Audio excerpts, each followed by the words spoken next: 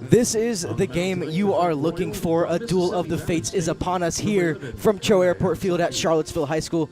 This is the site for the Front Royal Cardinals coming in and taking on the Charlottesville Tom Sox. I am Jeremy Rose, joined alongside Daniel Stein, my co-broadcast partner. And Daniel, it's Star Wars night here at the park. How excited are we? Yeah, the vibes are high. We got the Star Wars theme playing right now. And this is a Charlottesville team that is coming off their first win. They're looking to continue that momentum as they return home to play Front Royal. Yeah, their first home matchup, looking for that first home win of the season. Went 0-for-2 at home over the weekend. Came on the road last night, had an electric come from behind victory. And, you know, just a whole bunch of resounding, a big eighth inning that brought them back into the game. I believe it was a 6-run eighth inning that really powered the offense and powered the rest of the lineup through that eighth inning. You could feel a big energy shift on the field, in the dugout, in the bullpen. Screams and shouts all throughout the bullpen, all in honor of President Chesley Mullins' birthday, which we got to celebrate after the game. A great, great time there last night. Just break down last night for me before we head into today's matchup. Yeah, so it started off kind of slow, as the first couple of games have been this season, but it was really the late innings where things started to happen. 11 runs in those final 3 innings. It started with the Tom Sox in the 6th, and it really turned the momentum with Patrick Nias' bases clearing double in the 8th inning. They added on a couple of more runs after that really put them in the driver's seat. Kyle Langley drew a bases loaded walk that put the Tom Sox in the lead, and then Jason Band came in the bottom of the 9th and shut the door, and that's where we're at now with the Tom Sox sitting at 1-2 on the season. And a big resounding win, and we get to see the debut of a couple of players for the Tom Sox. First off, starting pitcher JT Gibson. Break down Gibson for me.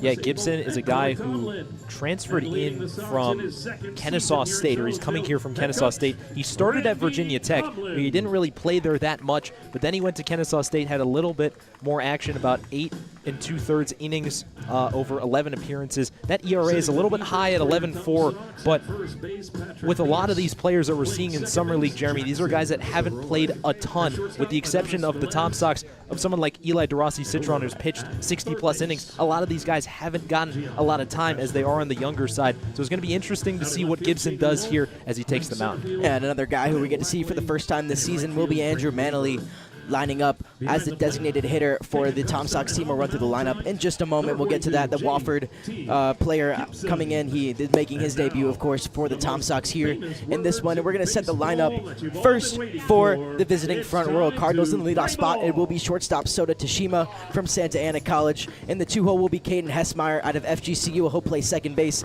The designated hitter in the 3-hole, Jay Campbell from Florida A&M. Boston Torres, a VMI guy, playing left field. John Embry from Florida, from FGCU as well. He will take up the work behind the plate.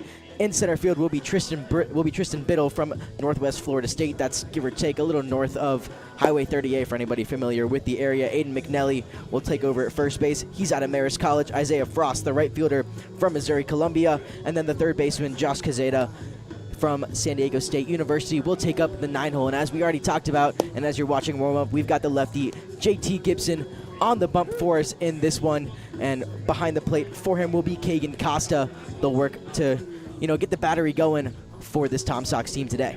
Yeah, and going back to a point you previously mentioned, Jeremy, we'll see him later when the Tom Sox come up to plate, but another player making a debut for the Tom Sox. This is Andrew Manley, a senior outfielder from Wofford. He's in the DH position tonight, and he's batting 5th, but this is a guy, contrary to someone like JT Gibson, who hasn't seen a lot of action in college. Manley has played 3 full seasons for Wofford. He's appeared in over 120 games, making nearly 100 starts, and so we'll get to see him swing the bat in the bottom half of the inning, but right now it's JT Gibson's time on the bump. And JT Gibson will make his way onto the rubber and step in. Of course, will be Sota Tashima, number 6, their leadoff hitter out of Japan, coming up for his first plate appearance of the day. And our first pitch misses low and inside for ball 1. Not a great start for Gibson, but obviously a whole lot of time ahead of us to figure out how this one will go underway.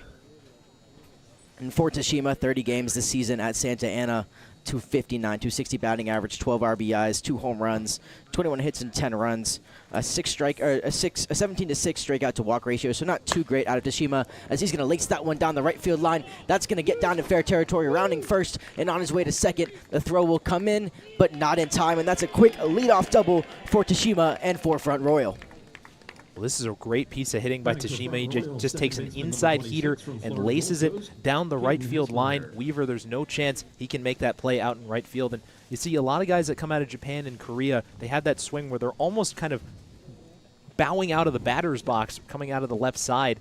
And that's just a prototypical swing there from Tashima, and already early trouble here for the Tom Sox. And that was Tashima's first at-bat of the season.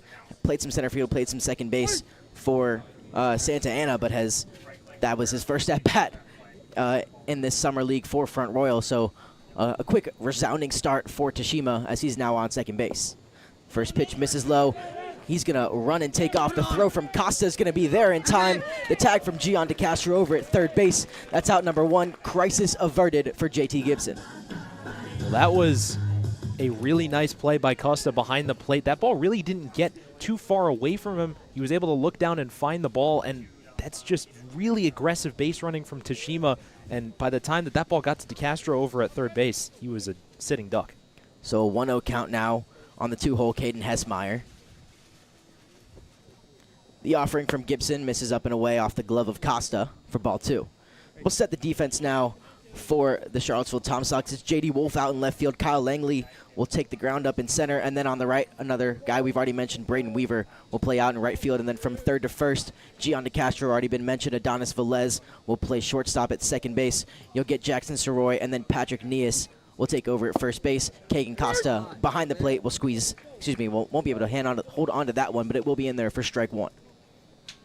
Yeah, and as we kind of get into the first half of this season and get away from opening day, the defensive positions are going to solidify a bit. Gian DeCastro missed the first couple of games. He's now making his second straight start at third base. So expect this infield to have a bit more stability as the season goes on. Yeah, DeCastro, once again, in his second start, had a great day defensively last night. Another guy with a great defensive performance was Kyle Langley out in center field. Made some sliding and diving catches and has a strong arm as well out in that center field spot. Going to be a big guy for the Tom Sox and for head coach Randy Tomlin in his second season here.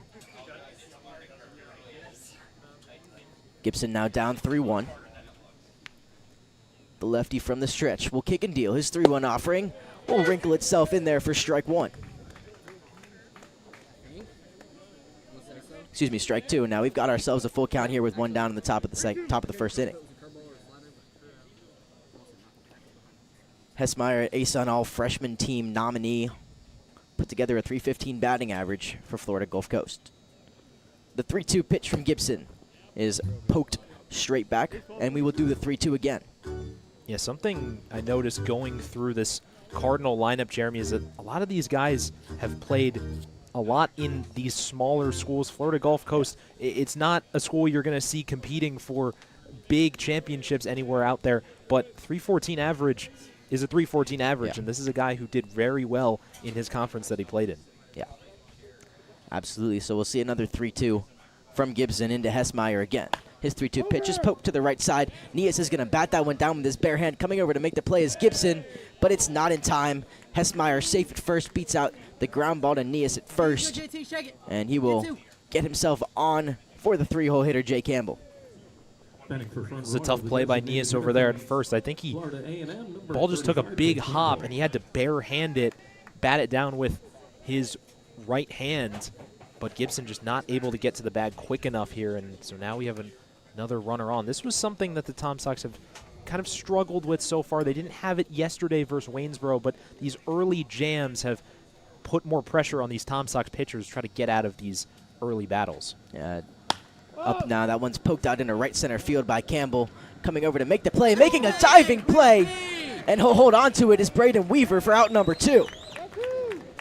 Weaver comes soaring across from right field, lays out in the right center field gap, and gets there just in time to make the play.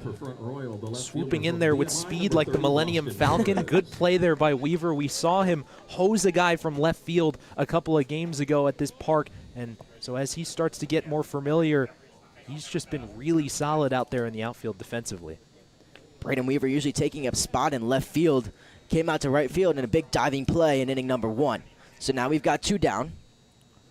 Hessmeyer still leads off first. Now Boston Torres at the plate. The VMI product will take that one inside for strike 1. A big season once again for Torres at another relatively smaller school at VMI. 53 games, 53 starts, and set all sorts of team records.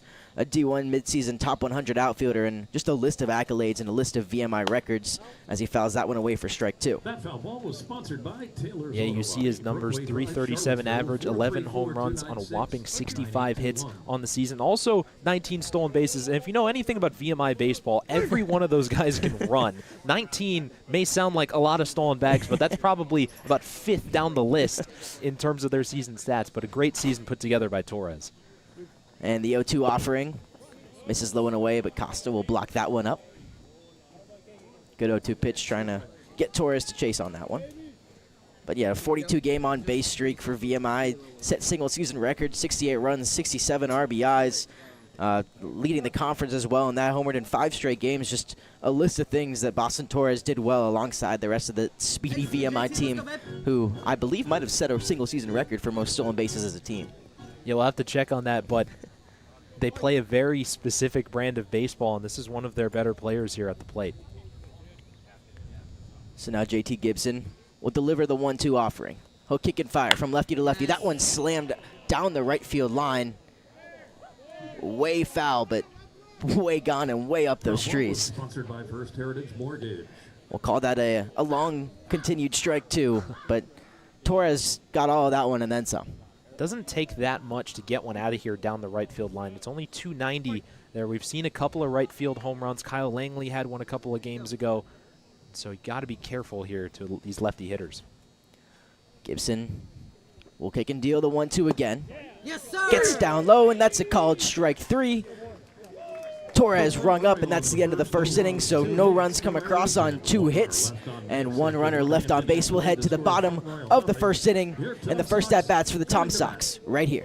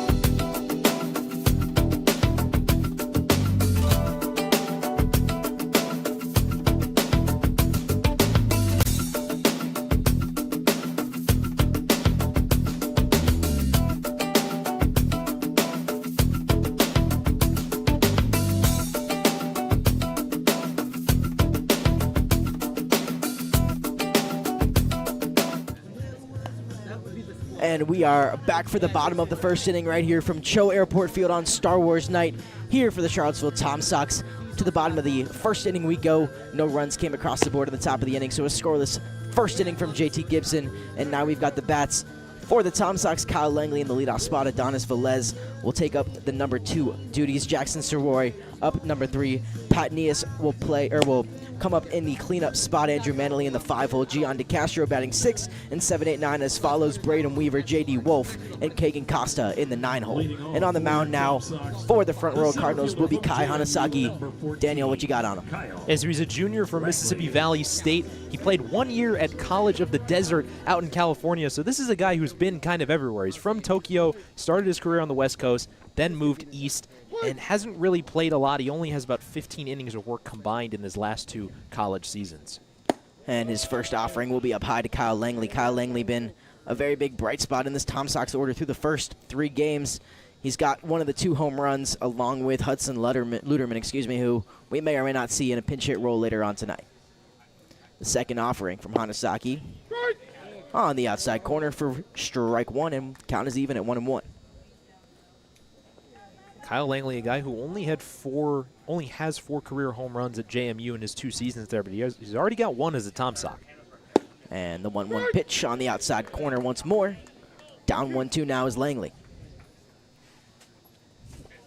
Langley, a JMU product, one of 3 guys on this Tom Sox roster, the only batter on the team, but he is a teammate with Alex Bingler and Lane Duff. That 1-2 pitch is skied up in the air towards the third base line. Into foul territory it goes.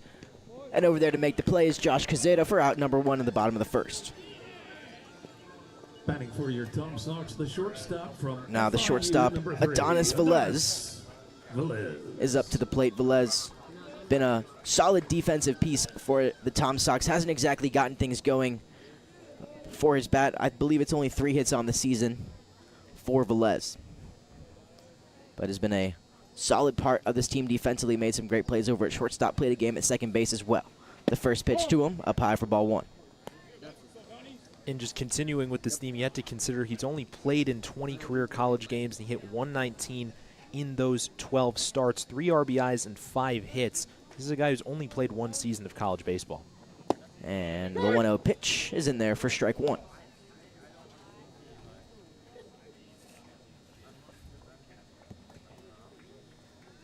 These guys out of Japan, Hanasaki included, such great mechanics on the mound. It's just really pretty to watch, just the way they go about their deliveries, go about their motions. Everything is so methodical, so consistent, and that's why it's translated so well into the major leagues with guys like Shohei Ohtani and Yoshi Yamamoto. I imagine it has to be kind of a shock almost to hitters who haven't faced somebody from those South Asian countries, because it's just so different than how pitchers in America function. That 1-2 pitch is laced and past the diving attempt from Tashima. Into left field it goes, and that's a 1-out single for Adonis Velez. Batting for your Tom Sox, the second baseman from the And Velez just hits one right where he normally plays at shortstop. Good job by him just staying on that slider and finding the space between the 2 infielders. Solid piece right there from Velez. We'll put a runner on first with 1 down here in the bottom of the first. And that one brings up the second baseman, Jackson Soroy. Velez will get his lead off of first. The 0-0 offering is swung on and missed at a fastball just above the zone for strike 1. Pretty open stance on the mound for Hanasaki from the stretch. He's got that front foot offset a little bit, and he'll throw back over to first. Velez back in plenty of time. I see you working 3.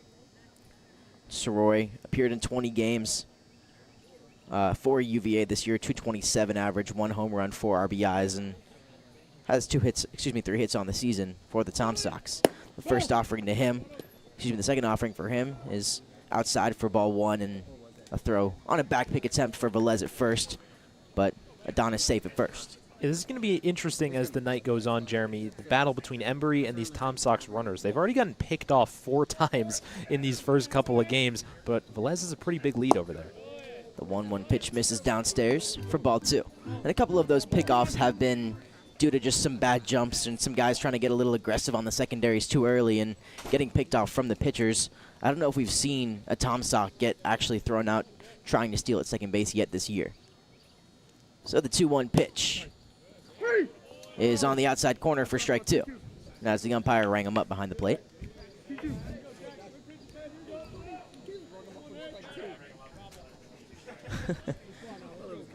So a 2-2 count, contrary to the umpire behind the plate's belief. And a pickoff attempt gets away from McNelly at first. On to second base goes Velez. He'll take a big turn. He's headed towards third. And the throw is not going to get there even remotely close to in time. Velez at third base. And now a runner in scoring position with 1 down for McNelly.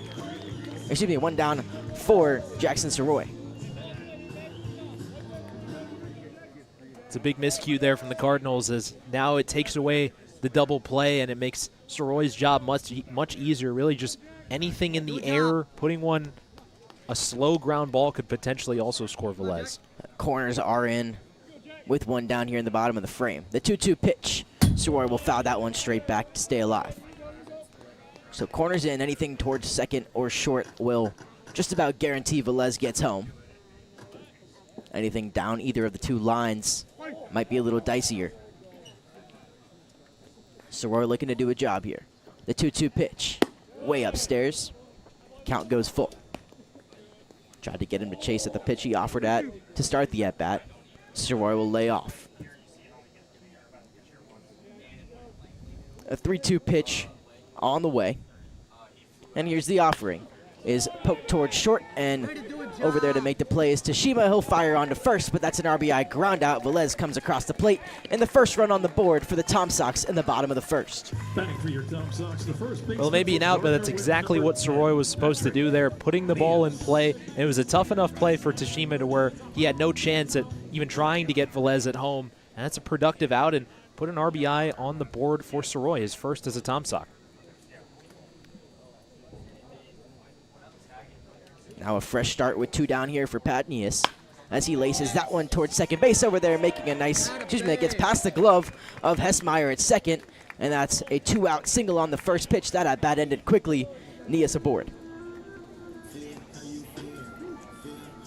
Great job by Patrick Nias, and after a really tough first game where he had 4 strikeouts, he's really done well in these last couple of games, not trying to do too much, and he really has a knack for hitting that ball out to right center field, straightaway center field, and he's found the grass a lot in these past couple of games. It's now 4 hits in 2+ games, including so far in this one for Nias since that 4 strikeout game. The first pitch in to the fresh guy on campus, Andrew Manley, up for his first at-bat from the left side. Finally making his way to Charlottesville this summer.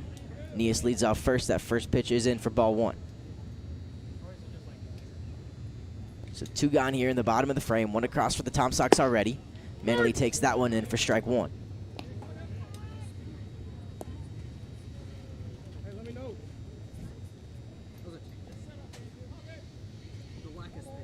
Nias will get his lead off of first base. No stolen bases on the year for him. No attempts either. The 1-1 pitch will be outside, ball 2.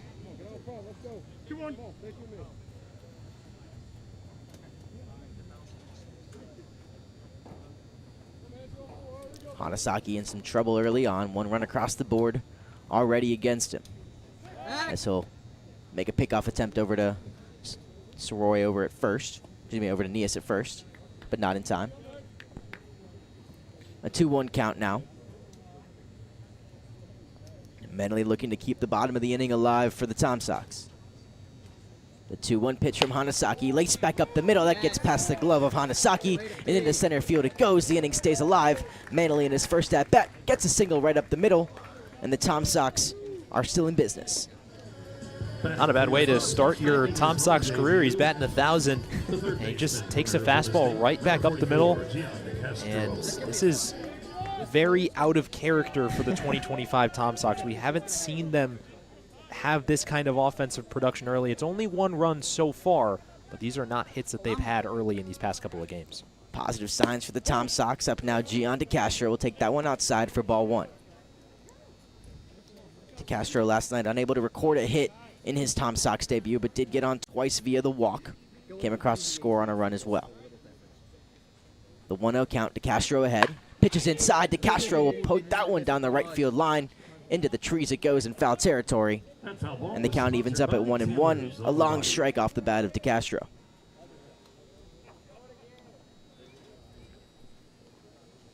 Quick mound visit here between Embury and Hanasaki, as some early 2-out troubles have kept things alive for the Tom Sox here in the bottom of the frame. Yeah, the Cardinals just discussing their battle plans here. You don't really want like a Rogue One situation where it's a disaster of a first inning, but so far Hanasaki just needs to get 1 out and he's out of this inning. 2 down here. Force out at first, second, or third for the Cardinals defensively. DeCastro looking to keep the inning alive. Hanasaki's 1-1 pitch misses upstairs, ball 2. DeCastro still ahead.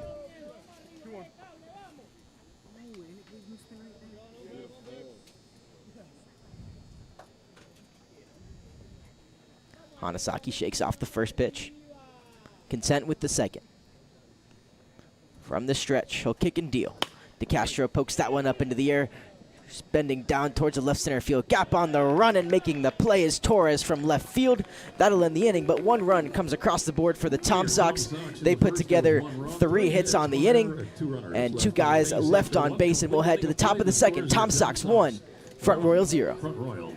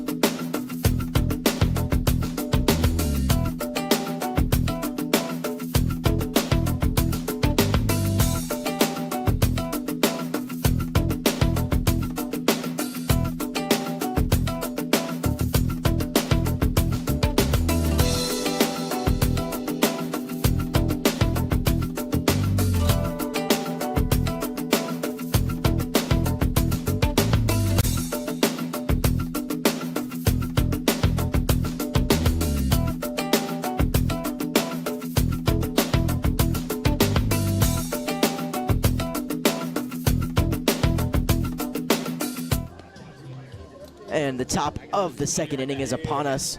We have officially made it to Attack of the Clones here from Charlottesville High School. CHO Airport Field is host to Star Wars Night here for the Charlottesville Tom Sox, and they have a 1-0 lead as we head to the top of the second inning after 3 singles and an error-aided and Adonis Velez coming across to score on a Jackson Soroy ground out. Number 31, John Embry. So now it'll be John Embry up to the plate, the Florida Gulf Coast catcher. He'll be followed by Tristan Biddle. Then Aiden McNelly will be up third this inning. Isaiah Frost will make it to the on-deck circle and potentially up to the plate as well. JT Gibson on the bump still. 1 scoreless inning already under his belt here in his debut for the Tom Sox. That first offering misses a bit outside.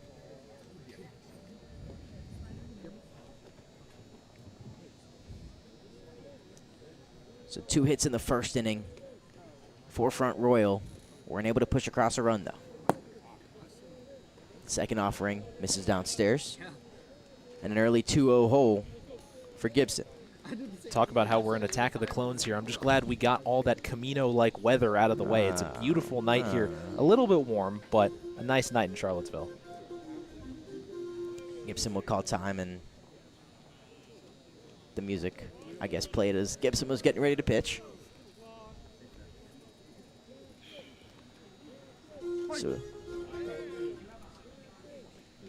So a 2-0 count now as Gibson steps off once more. More music playing from the press box. Gibson ready to deal his 2-0. Pitch is fouled away. Embry hits it off of himself in the box. Strike 1. Yep, I will. Nate, you want these numbers? Gibson now down 2-1. He's everywhere. There's where his stuff is. JT's sitting 88 and And we've seen a lot of good camaraderie between this from this Tom Sox team early on in the season. They really bonded well early on as that one's fouled away. And, you know, something definitely aided by the comeback last night. Really got the spirits up of this team. You saw the bullpen really coming together. So something that you definitely look forward to throughout the rest of the season, especially early on, when these are some guys who hadn't really, you know, known each other up until last week and have already built up a pretty good bond just 1 week in. It's the coolest thing about summer ball. All these guys from different areas of the country coming together to play over the summer. Gibson's 2-2 is in there for strike 3. Down swinging goes John Embry. That's back-to-back strikes or back-to-back strikeouts from Gibson, and 1 retired in the top of the second. From Northwest Florida State College, number 4, Tristan Biddle. Now Tristan Biddle up to the plate. The Florida Gulf Coast, excuse me, the Northwest Florida State product. 40 games played for Northwest Florida State. A 382 batting average, 23 RBIs, 31 runs, 52 hits, and a home run added on as well. A 459 slugging for the center fielder today. Has played in 2 games for Front Royal this year, only a 111 batting average, 2 RBIs, 2 runs, 1 hit.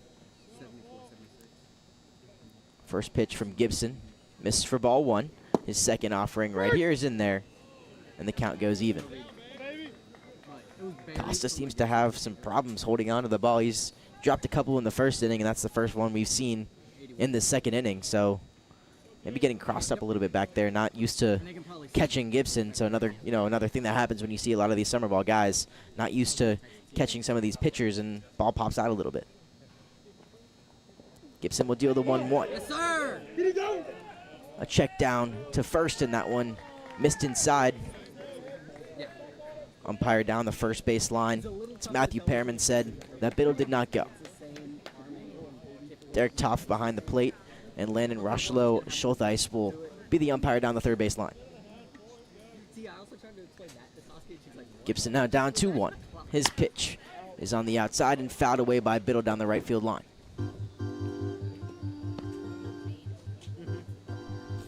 Hey, Gibson's a guy who's going to have a 4-pitch mix of fastball, curveball, changeup, slider. It's predominantly so far, Jeremy, been that fastball and the slider, but he's not a guy who's going to light up the radar gun. His fastball only in the high 80s to low 90s, but so far it's been heavily leaning on that heater. See if he gets it again. The 2-2 pitch is downstairs, a swinging strike 3. That's now back-to-back-to-back strikeouts for JT Gibson. Batting for Front Royal, the first baseman from Marist, number 36, Aiden McNelly. Keep working, JT. Now Aiden McNelly up to the plate, the first baseman. Plays his college ball at Marist, transferred from Lackawanna Community College. Played himself through almost 70 games of college baseball up to this point in his career. This will be a junior in the upcoming season. Definitely had a more successful time when he was playing at community college. Had some troubles adjusting once he got to Marist. 22 games, 18 starts, only a 261 batting average compared to 46 games, 41 starts, and a almost 450 batting average in his time at Lackawanna. Gibson and him locked in a battle, even at 1-1. Gibson will kick and fire from the left side. That one's poked foul down the right field line. And now Gibson is 1 strike away here with 2 gone in the top of the frame. We'll see if he goes back to that off speed here. He got both of his strikeouts in this inning on the slider and the changeup. See what he goes to on 1-2. The 1-2 pitch tried to bury that one. Looked like the changeup again there. Missed down low. No bite from McNelly, who stays alive. The good old 2s across the board here. 2 balls, 2 strikes, 2 outs here in inning number 2. 2 strikeouts on the inning already for number 42, JT Gibson. Looking for strikeout number 3. Gibson will offer the 2-2. Poked up the middle. Velez will collect from shortstop, fire a throw over to first base. And Nias is there. That's out number 3 here in the top of the second. So Gibson retires the side. The Cardinals go down in order, and to the bottom of the inning we go, right here from Charlottesville.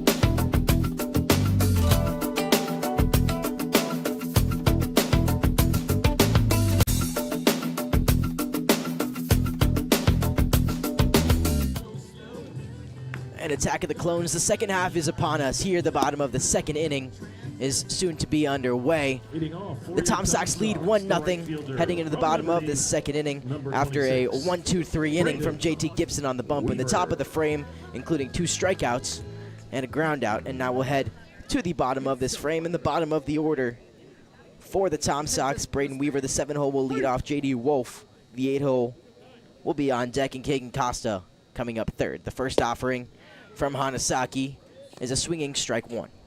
Hey, see it, Weaves. Let's go, babe. Braden Weaver, Liberty guy, didn't play at all in his freshman season at Liberty, and so far has had 1 start, played in 3 games, 4 strikeouts to his name, though. Him and Hanasaki even, 1-1. And here's the offering from Hanasaki, upstairs, ball 2. Again, it's one of those pitches we're never really going to see. Looks like it's a 1-2 count, excuse me. So 1-2, Weaver will poke that one into the air. Coming in to make the play is Torres from left field, and he'll be there in time for out number 1 in the bottom of the inning. Batting for your Tom Sox, the left fielder from the Air Force Academy, number 4. J.D. Wolf now, J.D. Wolf. the left fielder and Air Force product, up to the plate. Won't be here for all too long, as he does have some service to get back to, but spending the beginning of his summer out here in Seville. First pitch way outside to Wolf. Appeared in 2 out of the 3 games. Not a start to his name before this one right here. 1 run, no hits, 2 walks. As that one plunks him on the on the calf, and get a free pass over to first base. Yeah, so we're still going to have to wait for Wolf's first hit as a Tom Sock, but he's gotten base a couple of times before that. His first hit by pitch of the season. That gets a man on here with 1 out for the 9-hole hitter, Costa. Kagan Costa has appeared in now all 4 games for the Tom Sox. This is his second start. He started last night as well. Worked through half the game before giving up the duties to Jesus Cesare behind the plate, the other catcher on the roster. The 0-0 pitch, upstairs, ball 1.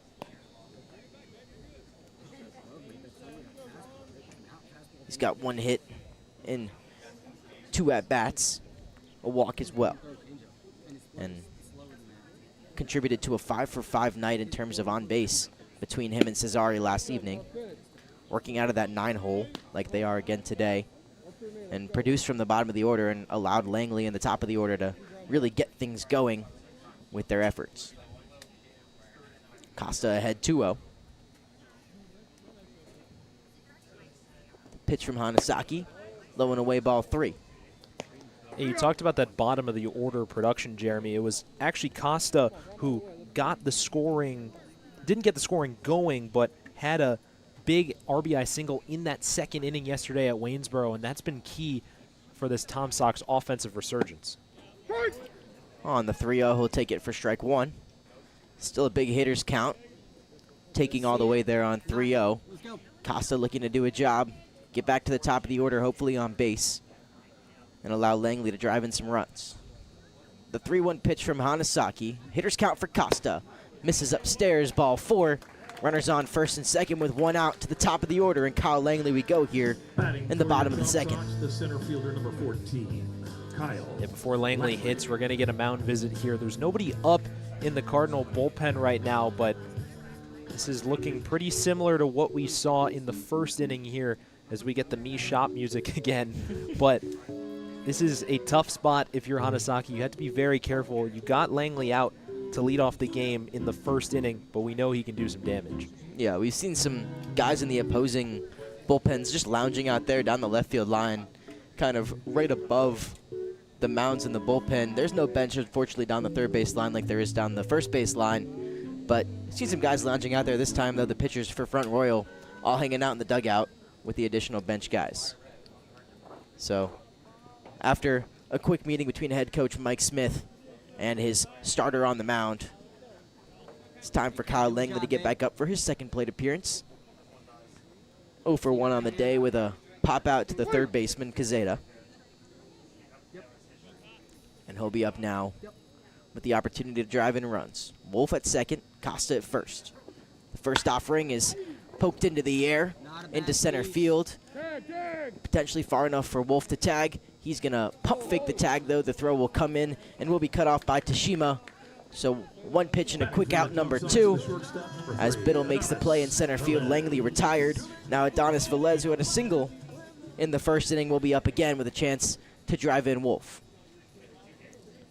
It'll be interesting to see how they approach Velez, because his single in the first was off one of those off-speed pitches. He took a slider and just pulled it in the left field. You don't necessarily want to give him a fastball, but you just have to be careful knowing that so far he's seen Hanasaki well. Adapting well to the off-speed. We'll see what Hanasaki starts him off with. He goes with the fastball, fouled straight back, Velez on him.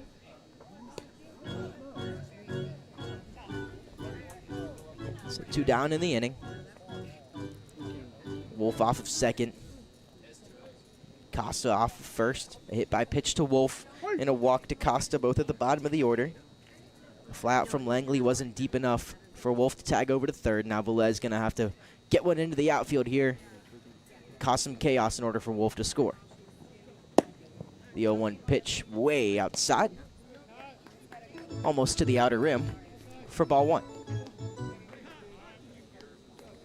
Heads up Tatooine, that pitch is incoming. A 1-1 count.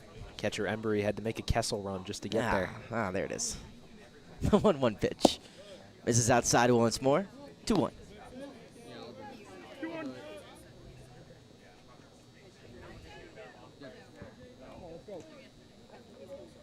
2-1 count in favor of the shortstop Adonis Velez. 1 hit on the day already for him.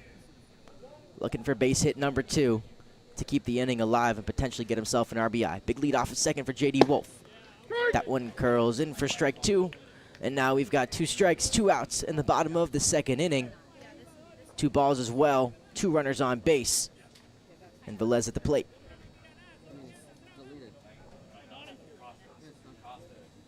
Hanasaki gets his sign. The 2-2 offering is on the way.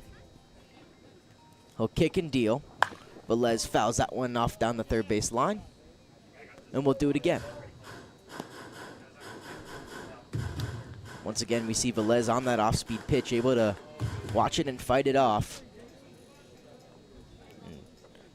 Counts even at 2-2, but it almost seems like Velez is still in the driver's seat here. A very confident player at the plate. Never really wavers in his confidence. Put together some good at-bats already this season. The 2-2 pitch fouled straight back. And we'll see another 2-2 offering soon. This is a good battle so far. We haven't seen Velez come up empty on any of Hanasaki's pitches yet. If Hanasaki wants to win this battle, he's going to have to give him something that he's going to either roll over on or just blow him away. Already up over 40 pitches on the game for Hanasaki. Just an inning and 2/3 so far. His 2-2 pitch yet again misses outside. We go full. So runners on the move. A single is sure to score Wolf. Costa will look to get on his high horse and score on anything in the gap. 3-2 pitch. Runners on first and second in the bottom of the second inning. The Tom Sox lead 1-0. Hanasaki looks back to second. He kicks and deals. A 3-2 pitch fouled off to the right side. That foul ball was sponsored by First Heritage Mortgage.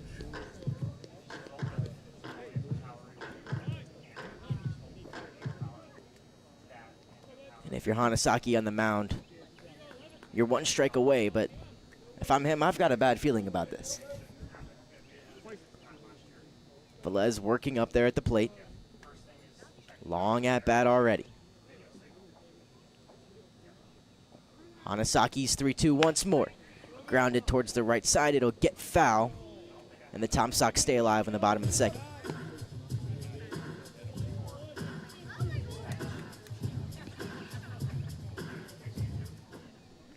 This is now what will be the 10th pitch of this at-bat. All the tension building up. Velez cool and collected at the plate. Hanasaki looking to get out of this inning. 45 pitches on the game. Not even 2 innings pitched. The 3-2 offering. Hanasaki kicks and deals, wrinkles that one in. It misses inside. And now the bases are juiced for Jackson Soroy. Batting for your Tom Sox. Talk about a great at-bat there from Second Velez. baseman, He simply just wore Hanasaki down, ended his at-bat with a really disciplined take inside. That wasn't a terrible pitch from Hanasaki, but Velez knew he wasn't going to do anything with it. And now we got the bases juiced here for Soroy, who already has an RBI on the night. It's a very professional at-bat right there from Velez. Fouled off any pitch that was close. Laid off the pitches that he knew were way too far outside or inside. Gets himself onto first base. Not an RBI, but gets the work done that he needs to. It looks like something got into the eye of Soroy. Maybe some wind blew up. Oh. Recollect himself. Step back into the box. Ready for his at-bat with the bases loaded and 2 gone here in the bottom of the second. A 1-0 lead for the Tom Sox already. That's 3 hits and 3 walks, including the hit by pitch. That one's first pitch into center field. Settling under that one and making the play is Biddle. So Hanasaki gets out of the jam without allowing a run. That's 3 runners stranded on base. No hits, no runs, no errors, and all 3 guys left on base via the hit by pitch of the walk. To the top of the 3rd inning we go. Tom Sox lead 1-0.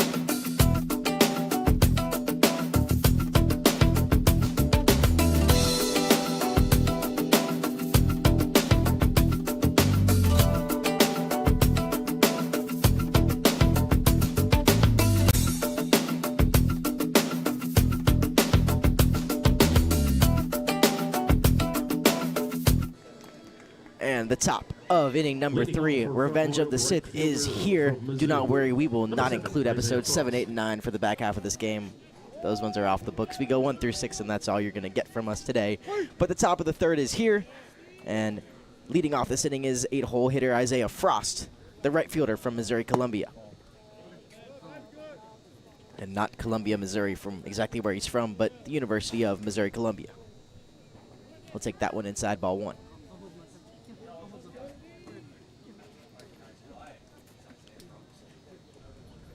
Gibson still dealing on the mound for the Tom Sox. The 1-0 pitch popped way up into the sky. Settling under it is DeCastro in foul territory. He'll secure that one for out number 1. Yeah, Gibson so far has bounced back after that first inning where he allowed 2 straight hits. He's put down every batter since then, and I think this is something that Tom Sox pitchers went without in their first couple of games, is retiring the leadoff guy. We saw Tim Lawson do this pretty well in his couple of innings at Waynesboro yesterday, but the mission for Gibson here is just keep doing what you're doing at this point. Gibson now with 1 down in the top of the frame. Misses low, ball 1. Up at the plate, the 9-hole Josh Cazeta, San Diego State product. Playing 3rd today, 45 games at the college level. A little bit of regression from his freshman to his sophomore season. A 179 batting average his freshman year, a 139 batting average this past season. Strikeout numbers obviously way down. Only 13 strikeouts this past season compared to 34 in his freshman year. So more discipline at the plate, but hasn't really stepped up as big as I think the coaching staff and as big as he has hoped for. But he's quickly ahead 3-0. Gibson unable to locate his first 3 pitches. Kazeda in the driver's seat. You might have put together the little announcer's jinx there with Gibson. It never fails. It never Without fails. fail, I'll make a claim, and then immediately the opposite happens.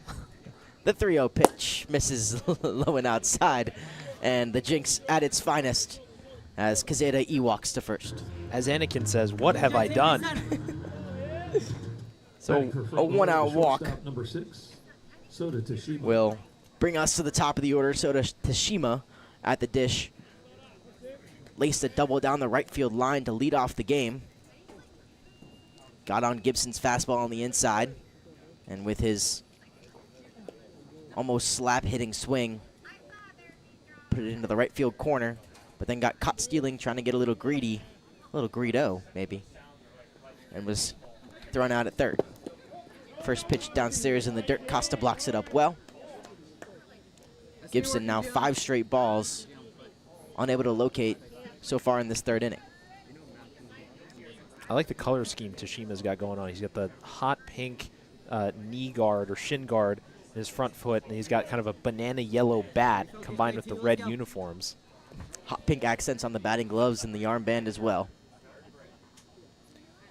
Gibson will now offer another 1-0 pitch that backs Tashima off the plate, and that's 6 straight balls since Steiner, you made that claim that he was, pitching pretty well. Some motion in the bullpen. Looks like it might be Jet Bristow getting loose for the Tom Sox. There is at least a right-hander warming up. Believe it might be Bristow. The other righty slated to go today is Riley Rorty. I'm pretty sure it's Bristow getting loose.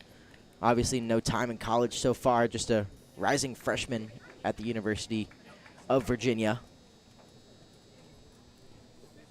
Yeah, it does appear to be Bristow after confirming with the binoculars. Right now it's... Did they tell you that it was him warming up? Was it the binoculars that told you? Well, the binoculars kind of strengthened my initial hunch. Your I'll Jedi say. mind tricks that you're working between Now, you and if- the binoculars? Now, if they send someone in who's looks like Bristow but it's not, that would be the true Jedi mind trick. Sure. All about deception. Now, pitching coach Chris Glaze heads out to talk things over. Still a 2-0 count in favor of Tashima at the dish. Kazeda at first after a walk. We've seen 6 straight balls for Gibson. It looks like they might just be prolonging the warm-up and trying to speed Bristow up as fast as possible out there down the right field line. This is also the first time that we've seen a starting pitcher for the Tom Sox even enter a 3rd inning, Yeah. not named Eli DeRossi Citron, who pitched over 60 innings in his past college season. So you're right, Jeremy, this could be just stalling for Bristow to come in, but also this is kind of uncharted territory here for the Tom Sox, as they haven't really found a consistent starting rotation, or at least they haven't really explored it yet. Yeah, and some other guys still waiting to come in who haven't made their way up to Seaville just yet. And as head coach Randy Tomlin looks to continue to build his starting rotation, continue to find the guys who are going to work in clutch innings, late game situations, and also the guys who can just give you some length on the mound. So Gibson now, his 2-0 pitch is swung on and missed, and after 6 straight balls, it's a green light for Tashima, which is definitely an interesting call from the coaching staff and from Tashima to even take a hack at it. That one missed low and away. If he'd taken that pitch, it would have been ball 3. So Gibson trying to work back now, just down 2-1. Kazeda off of first. 2-1 pitch swung on and missed for strike 2. Gibson now back in business after his mound visit.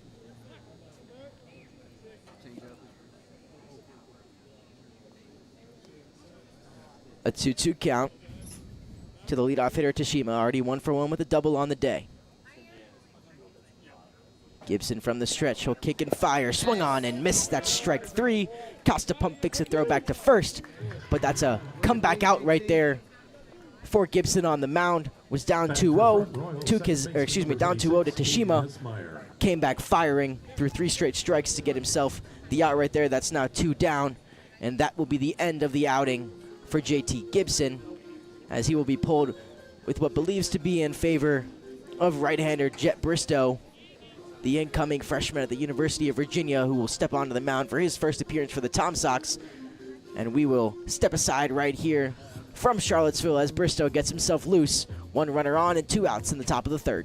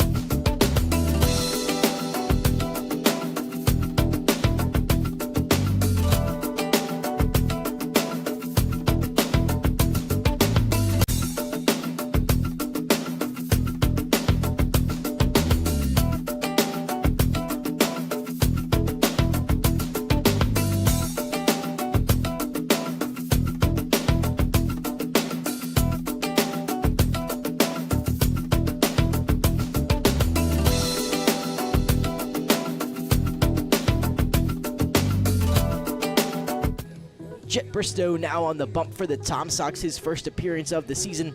Pitched a little bit in high school, but not a whole lot of stats on him. Obviously no time spent on the mound for the Cavaliers yet, as the incoming freshman looks to get things going in his first somewhat collegiate start. And this one for the Tom Sox, 2 outs already here in the top of the 3rd inning. 2 2/3 pitched by JT Gibson. He's responsible for Quezada leading off of first base. Caden Hesmeyer up to the dish now. Had a single on a chopper over to Nias at first that he had to barehand to try to stop from getting into the outfield, and eventually Hesmeyer reached. So 2 gone here in the top of the 3rd inning. Runner leads off of first base. Bristow gets his sign, and he's ready to go for his first pitch. Misses way upstairs, tried to wrinkle a curveball in there. Ball 1.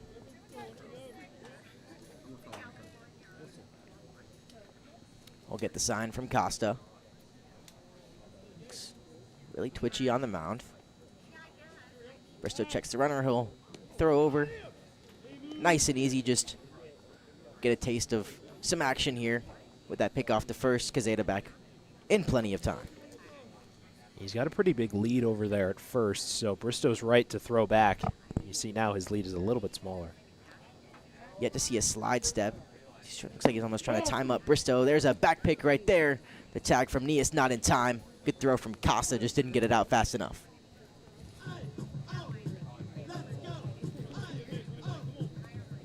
So upper 80s on the fastball for Bristow. That off speed sits in the lower 80s, topping out, we think, at 81 miles an hour.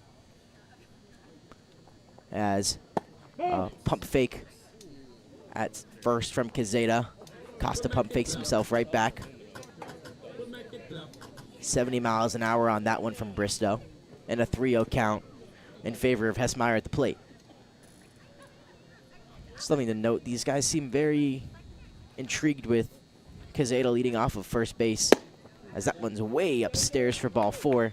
Not something you usually see with 2 outs, guys being super, onto a runner on first base. Usually, especially in a guy making his first start at the collegiate level, you'd like to see them kind of be a lot more concerned with the runner at the plate than, the guy on base with 2 gone in the top of the 3rd inning with a 1-0 lead. It doesn't really matter with him on first base at the moment, and, works a 4-pitch walk, the nerves kind of get to Bristow early.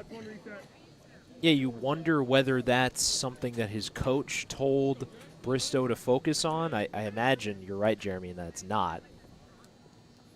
That one squares up Campbell in the back. As some early trouble from Bristow, a 4-pitch walk, and on the 5th pitch of his outing, wrinkles a curveball into Campbell. You see Randy Tomlin up at the end of the dugout, the kind of further end of the dugout, going out towards the outfield, communicating something with the bullpen. So I have a feeling that if this continues, Bristow's outing might not be very long. See if there's any motion getting going, as that one gets away from Costa behind the plate, and coming in to score easily is Quezada. So Bristow unable to locate right now. Through 6 pitches, he's walked a guy on 4, hit a guy in the back, and thrown one to the backstop, allowing a run to come across.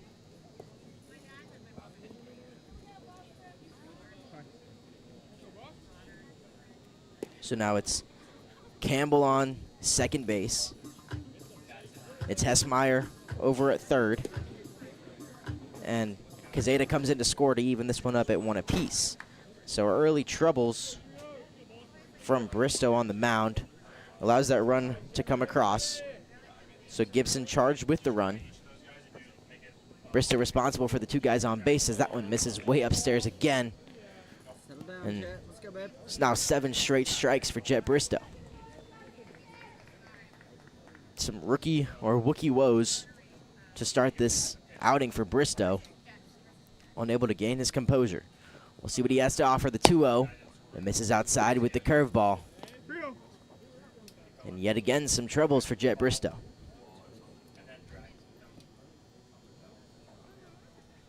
Some motion in the bullpen. Got a lefty getting loose, as that's a 4-pitch walk. And Bristow, not a great first appearance. Batting for Front Royal, the catcher, number 31, John As Embry. Boston Torres gets walked pretty quickly. Randy Tomlin is just pacing in the dugout. It's Alex Bingler is the lefty warming up out in the bullpen down the first base line. Surprise, Bristow is still in. Don't want to waste too many mound visits, as that one gets to the backstop. Hessmeyer will turn and head back to 3rd. Got a decent bounce off the fence back there. But troubles for Jet Bristow on the bump, as he's now loaded up the bases. 1 run across already this inning. 2 gone, though, but unable to record an out for Bristow. And they're going to call Bristow on his warning for not making eye contact soon enough. And that'll be ball 1. Excuse me, it'll already be ball 1. And here's the 1-0 pitch. There's a resounding first strike of the outing for Jet Bristow. Gets a round of applause from the crowd and from the dugout, as Jet Bristow's got to work back now. Confidence booster to see the first strike come across. The 1-1 pitch is fouled away for strike 2. And there's the Jet Bristow that Coach Randy Tomlin was looking for. A strike away from getting out of this. Worked himself into a jam. Maybe even the raspberry. But here's the 1-2. Upstairs, strike 3 swinging. Down goes John Embry. And 1 run comes across the board. But the freshman, Jet Bristow, gets out of the jam. We're tied up at 1-1 heading into the bottom of the 3rd. After 2.5 innings.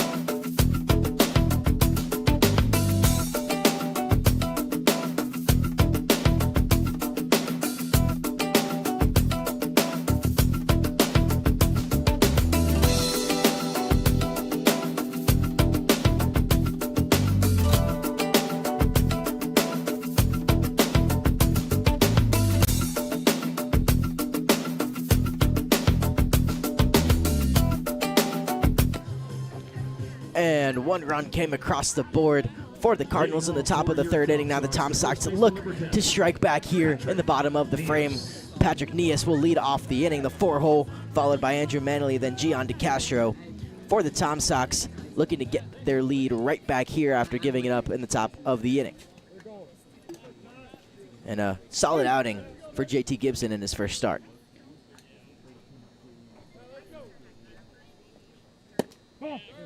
First offering misses inside. Yeah, we can officially close the book on him now. He goes 2 2/3 innings, giving up just 2 hits, 1 run, which was earned, and he walked 1. Struck out 4, though. Not a bad outing for your first time as a Tom Sox.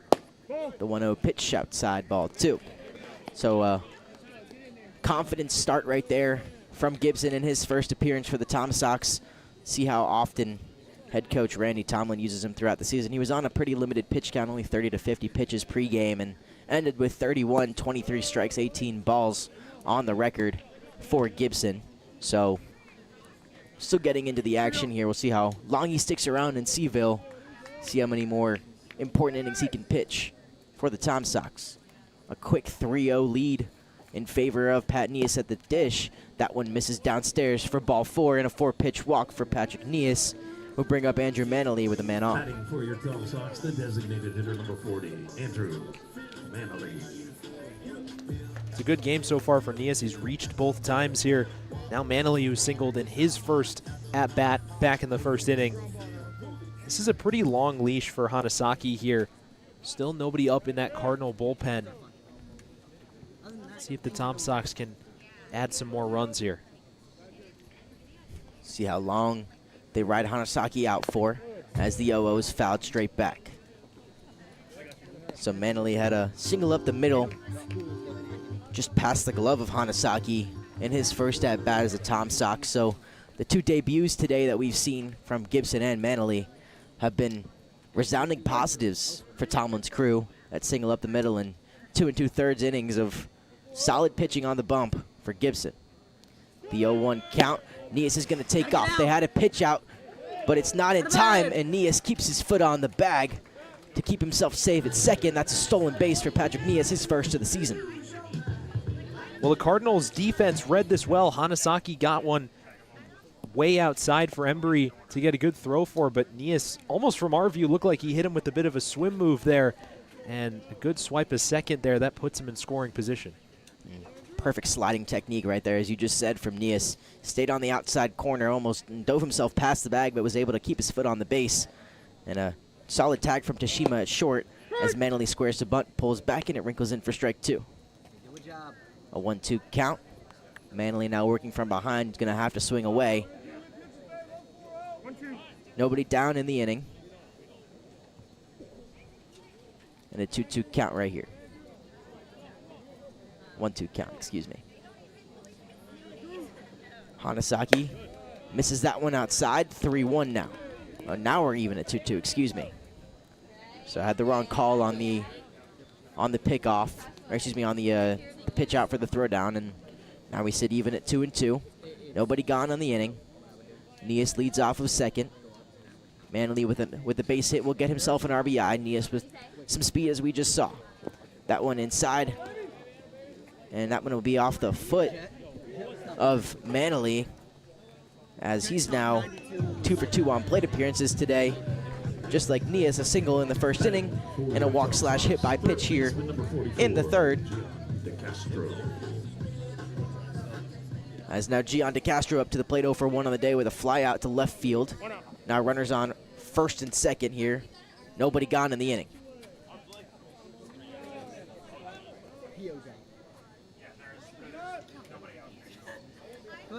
And Gian DeCastro squares the bunt, but he'll foul that one off for strike 1. DeCastro looking to move both runners into scoring position and set up Weaver with an RBI opportunity.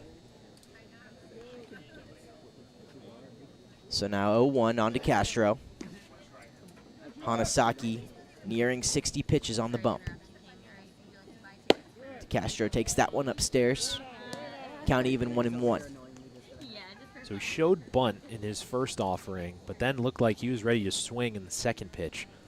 Not quite sure what the strategy is here, but this is a big situation here with 2 on and nobody out. The 1-1 count. Will they play technical ball? Gian DeCastro looks like he's swinging away. Takes that one outside. Let's go. No sign from Randy Tomlin, so it looks like it'll be a swing away. Sign given to the runners. No sign given to DeCastro. Hanasaki comes set, 2-1 offering. DeCastro squares, he pulls back, that one gets to the backstop. And an easy read from Nias to get himself to third. Manley moves up to second on the wild pitch. And now the runners are in scoring position. DeCastro can swing away in a 3-1 count right here. Doesn't have to square to butt anymore, and now has the opportunity for the RBI, which he looked to set Weaver up for.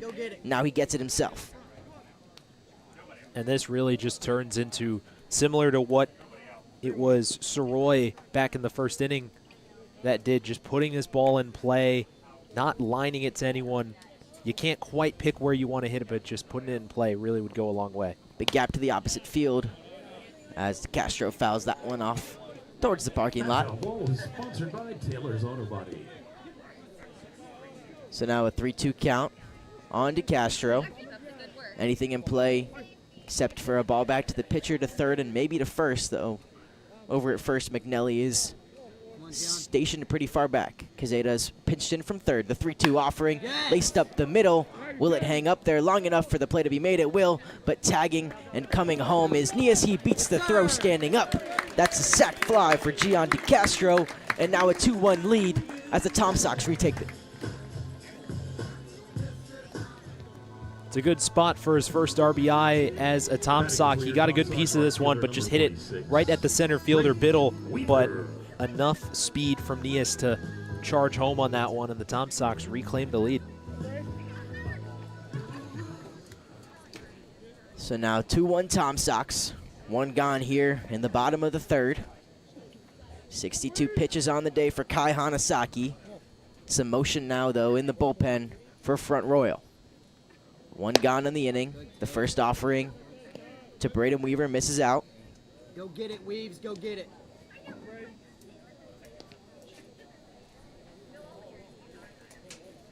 Manley still on second. Did not tag up on the throw. But still an RBI spot for Weaver. Curveball over his head. Ball 2. We're going to get a mound visit from head coach Mike Smith, and it looks like that's going to be the end of the outing for Kai Hanasaki. So he'll be responsible for Manley on second base, but he works through 2 in the third inning with that runner on second base. No strikeouts for him, and I believe a pair of walks along with a hit by pitch and 3 hits given up for Hanasaki, so that'll close the door on his performance. We'll see how many runs shake up as Manley's still on second base. We'll get a fresh arm on the mound for the Cardinals, and we'll see you right back here from CHO Airport Field.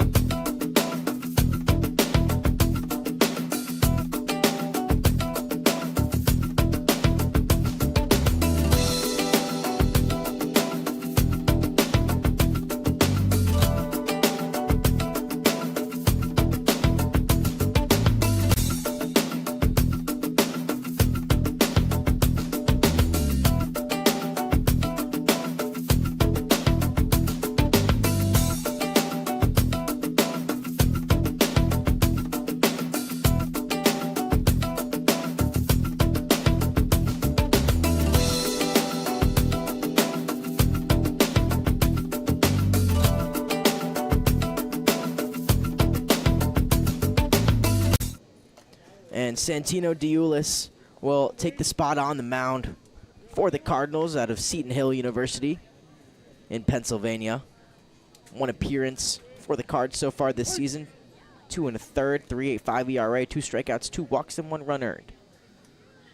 So he'll come in a decent-sized hole. The runner on second base, 1 down in the inning, and a quick 2-0 count, which is now a 3-0 count as he throws a ball inside to Braden Weaver.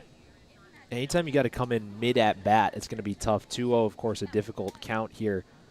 If you're Weaver, I got the red light. 3-0 count. The first pitch misses upstairs for ball 4, and that'll be a walk given to Braden Weaver, and a walk that will go on the book for Kai Hanasaki. J.D. Wolf.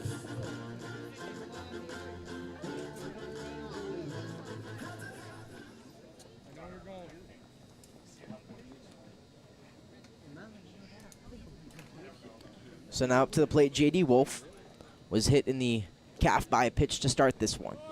He'll square to bunt but pull back on a pitch in the dirt for ball 1.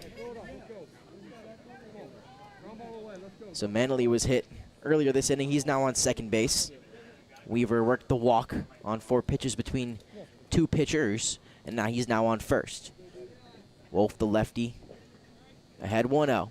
Will look to swing away and flies that one towards the fence down the third base line and gets out of play behind home plate. Just a reminder, Embry and Cazeta look to track that one down. Couldn't get to it as it gets out of play. Count even 1-1.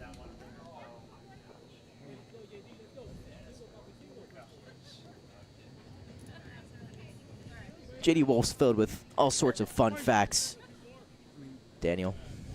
Yeah, he was a guy who was born in Pennsylvania, but he's lived in the Dominican Republic, went to high school in Florida. Done it all as he skies that one to left field.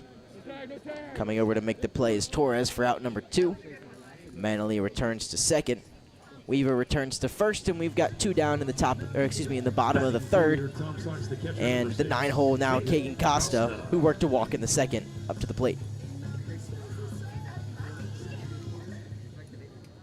It's now the 3rd fly out to left field we've seen today. DeCastro 1 in the first, Weaver 1 in the second, and now Wolf 1 in the third. Goes down in a nice little diagonal line if you look at it. That one gets to the backstop though. Manley now over to third base, Weaver to second. So now 2 guys in scoring position for Kagan Costa.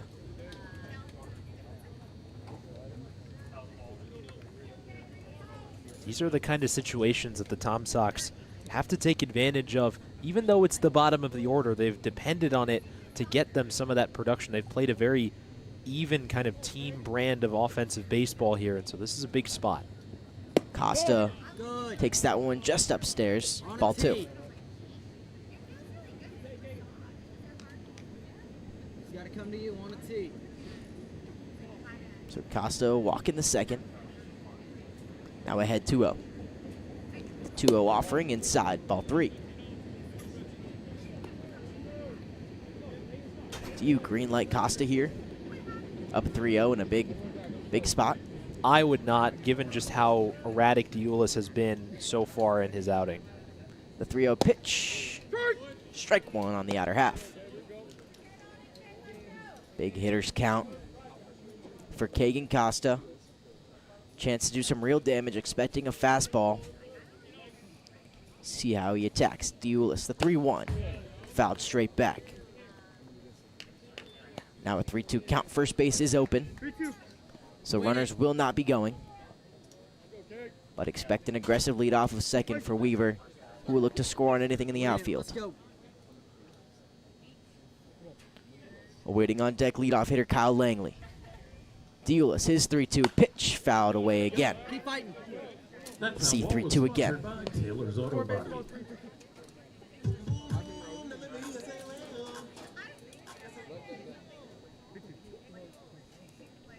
Diulis from the stretch, ready to get his 3-2 pitch on the road. 11 pitches already this inning, only 1 out recorded. His 3-2 is laced towards the second base side, and it gets through. Weaver comes around to score, no throw into home. That's a 2 RBI single for Kagan Costa out of the 9-hole. It's now 4-1 in favor of the Tom Sox. Langley at the dish. Batting for your Tom Sox, center fielder number 14. This is just a really good at-bat from Keegan Costa here, and this ball is not that well hit. You thought maybe for a second the second baseman Hessmeyer would be able to get a glove to it, but just really well placed. This is what we saw in the first couple of games against the Tom Sox, especially that first game that the opposite teams were doing, just finding the holes in the infield, and this time it's Costa who gets it, and now the Tom Sox widen the lead. So 2 RBIs for Keegan Costa on that one. We flip to the top of the order. Kyle Langley now getting his 3rd at-bat in 3 innings. 0 for 2 so far in the day. Both outs in the air to the left side. Takes that 1-0 the other way again, and it gets past the diving glove of Tashima into left field for a single. Kyle Langley goes the other way. Runners on first and second. Still 2 down here in the 3rd. The shortstop number 3, Adonis Velez. It's the 5th hit for the Tom Sox already tonight. With the meat of the order coming up here, this has potential for a big inning. There still are 2 outs, though. But Velez so far has made contact, good contact in both of his at-bats. Worked a great walk on a 10-pitch at-bat in his 2nd at-bat and had a single into left in his 1st. He'll take that one in for strike 1.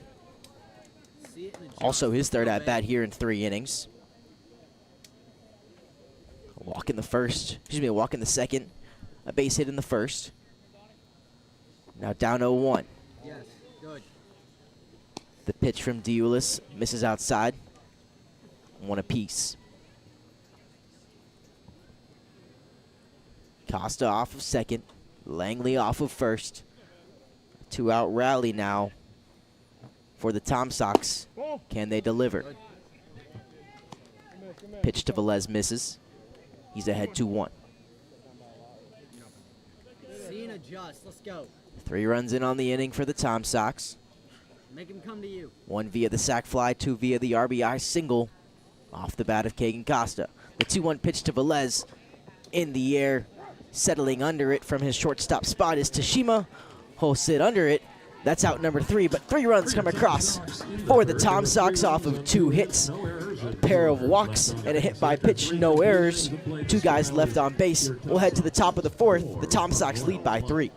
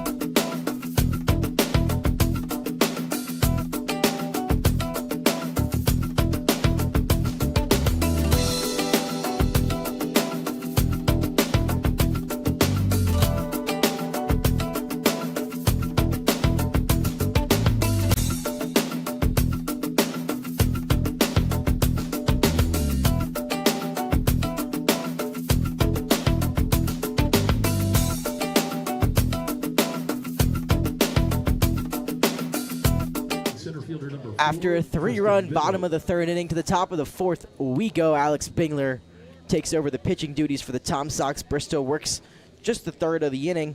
Ran into some trouble but got himself out of the jam, only allowing that 1 run. And now Bingler will take over on the mound. Up to the plate, it's Tristan Biddle, the center fielder. That pitch in for strike 1. He struck out in his first at-bat in the 2nd.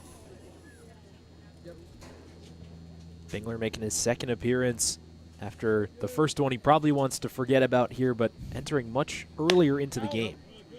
That one's fouled away to the right side. Down 0-2.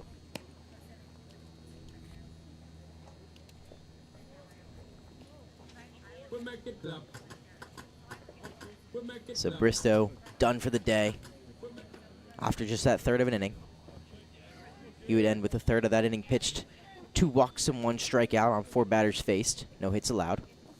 The 0-2 offering from Bingler up and away, ball 1.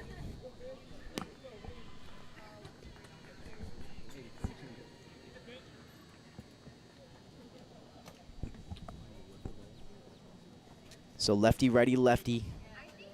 Go Tomlin and the Tom Sox. As that one swung on and missed for strike 3, Bingler comes in, retires the first guy via the strikeout, and that's 2 strikeouts for Tristan Biddle. Bingler settling in early. Yeah, Bingler, one of those guys who had a decent amount of experience this spring in the college realm.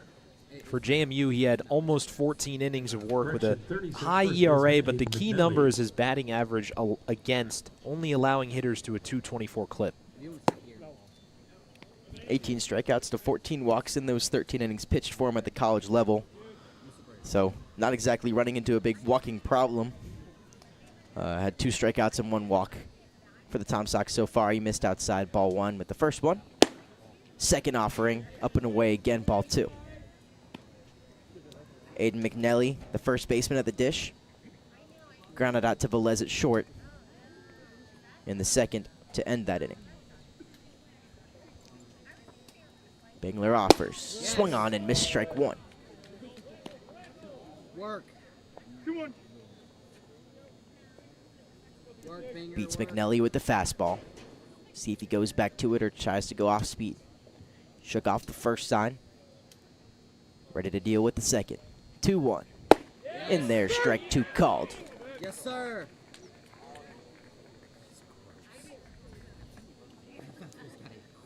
Great motion from Bingler, hard to pick up on from the right side. See what he goes with here. 2-2 offering, 1 down in the top of the 4th. His pitch swung on and missed, hit him with the back foot slider. Back-to-back strikeouts for Bingler. Out number 2 here in the 4th. That slider from Bingler is just gross. I mean, even though it's so far both of his opponents haven't been righties, his next one Will and Frost, or haven't been lefties, I should say. His next one Will and Frost, but that slider just burying in towards right-handed hitters, and it has been really tough. As that first pitch is fouled away, a little fun fact about Bingler: he had the opportunity to go up and face UVA earlier this year, had an at-bat where he struck out Jackson Soroy. So, you know, enemies turn teammates, and a little opposite of the Anakin and Obi-Wan situation, from enemies to friends instead of friends to enemies. But struck out struck out Soroy, and is now ahead 0-2 here on the 8-hole. Isaiah Frost. And kind of a Return of the Jedi type ending there. That must have been an interesting conversation in the dugout when they first met. I struck Shaking you hands, out. I struck you out, yeah. Nice to meet you. I struck you out a couple months ago. Looking for another one right here. The 0-2 pitch just misses the outside corner. Good location from Bingler. Ball 1. Let's go, Binger. Hurry back. Execute. Bingler looks for another one right here. His 1-2 pitch to lefty-lefty. Swung on and missed. Couldn't be squeezed by Costa behind the plate. Goes off his glove. And another 1-2 pitch on the way.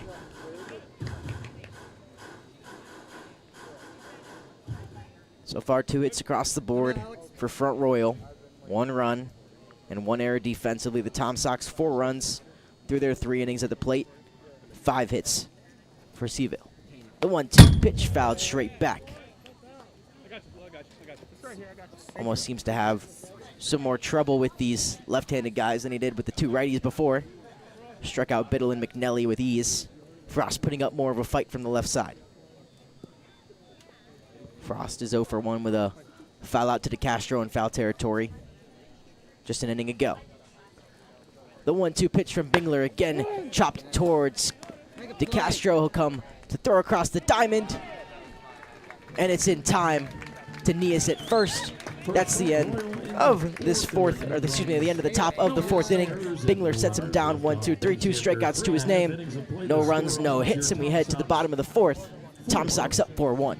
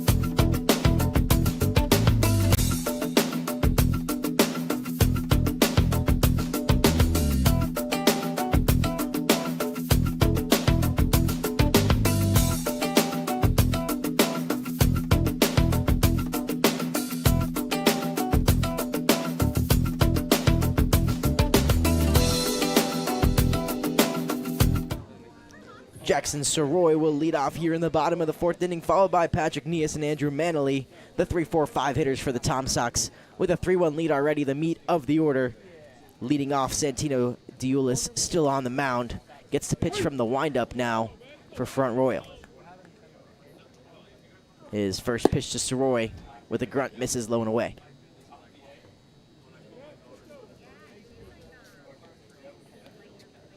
Twitchy motion out there for Diulis on the mound. His 1-0 offering poked into right field, and it'll drop down in front of Frost for a leadoff single from Jackson Soroy. And he's now 1 for 3 on the day. Batting for your Tom Sox first baseman, number 10, Patrick. Yeah, so far we haven't really seen the power from the Tom Sox so far. It's been all singles, no extra base hits just yet. Although the guy at the plate definitely is capable of doing that type of damage, but so far it's been enough to have the Tom Sox in the lead. I've seen a lot of guys go the other way out of the now 6 hits on the day as Soroy gets back safely from the pickoff attempt. I think it's now 4 of the 5 hits have been to the opposite field. So Nias went to right, Manley went right back up the middle, Velez the only one to really pull the ball. Costa went the other way, and now Soroy went the other way as well as Nias fouls that one back, strike 1.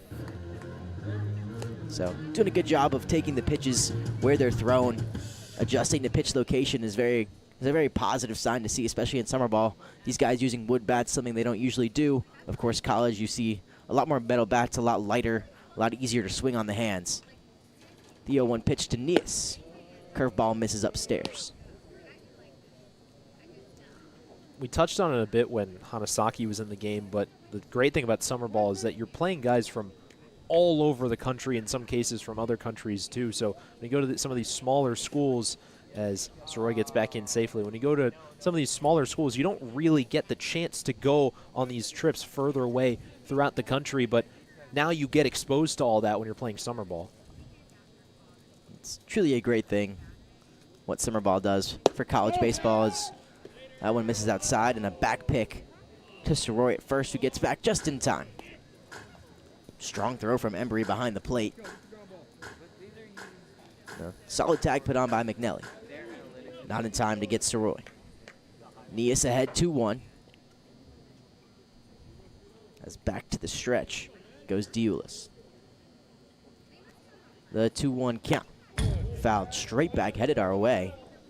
With no fence, that one might be working its way into our closed window. Would you have made the play on that? We'll say yes. Probably no. Probably would have taken out my laptop. That would have been an expensive foul ball. So now Diulis even with Nias. The 2-2 pitch. Tries to get him to chase, but no bite. Full count. See if there's some motion from Nias at first. From Soroy at first. See if he gets going to stay out of the double play. Nobody gone in the inning. The 3-2 offering, no steal. Nias will push that one out to the right center field gap. But on the run and making the play is Biddle in center. Retreating back to first base is Soroy. One gone. Batting for your Tom Sox, designated hitter number Nias 4, got a pretty good Andrew piece of this one. Manley. Maybe the deepest ball hit we've seen in this game from either team so far, but still Biddle had plenty of room to make that catch out in right center. 385 to the wall out in center field. 385, 365 maybe. Out to that wall in center field. One of the two, but plenty of room for Biddle out there to make the play. First pitch into Manley, misses up and in. Yeah, we haven't seen anyone hit one over the wall out to really right or left center. Both of the home runs here hit by Tom Sox in their home ballpark have been down the line. The 1-0 pitch, Manley fouls it back. Yeah, we saw even the opposing team. It was Harrisonburg who had the first home run here at CHO Airport Field this season. Was a cue shot out to right field. So nobody really doing damage to the gaps just yet. Guys, once again, still getting accustomed to these wood bats and to having to generate a lot more pop using their whole bodies compared to the bats, which do a lot more work in real college ball. As Manley puts that one into center field, settling under it relatively well as Biddle, and he will make the play for back-to-back outs. Now 2 gone here in the bottom of the frame. 44, Gian De Castro. It's progress for Diulis as he has gotten Nias and Manley out for the first time. Both of them have reached their first 2 at-bats. Now it's up to De Castro to extend the inning. Castro has yet to reach in his 2 at-bats. 2 flyouts. One of them was a sac fly. Drove in a run as he'll foul the first pitch into the glove of Embry for strike 1.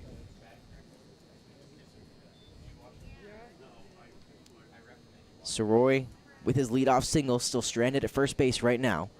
The 0-1 pitch to De Castro, low ball 1.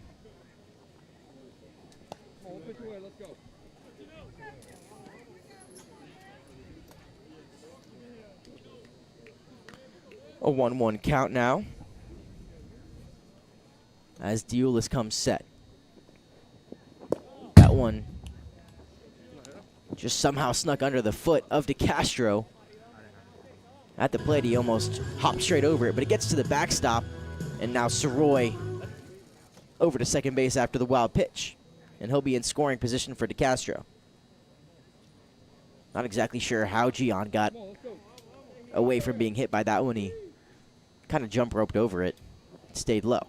The 2-1 pitch into right center field with some pop and some power, going back towards the track and making the play just in front of that warning track is Biddle for his 3rd catch of the inning. Some pop off the bat of Gian De Castro, but didn't get enough on it. That's out number 3. And now a 4-1 lead still for the Tom Sox as we head to the top of the 5th.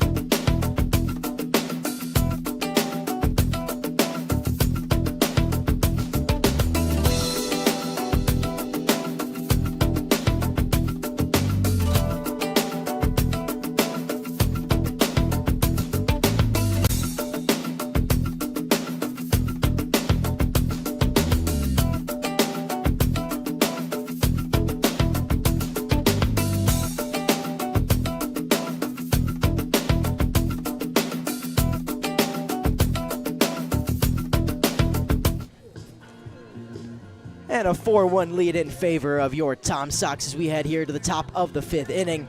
And with the 5th inning, of course, the Front Royal Cardinals looking to strike back, down 4.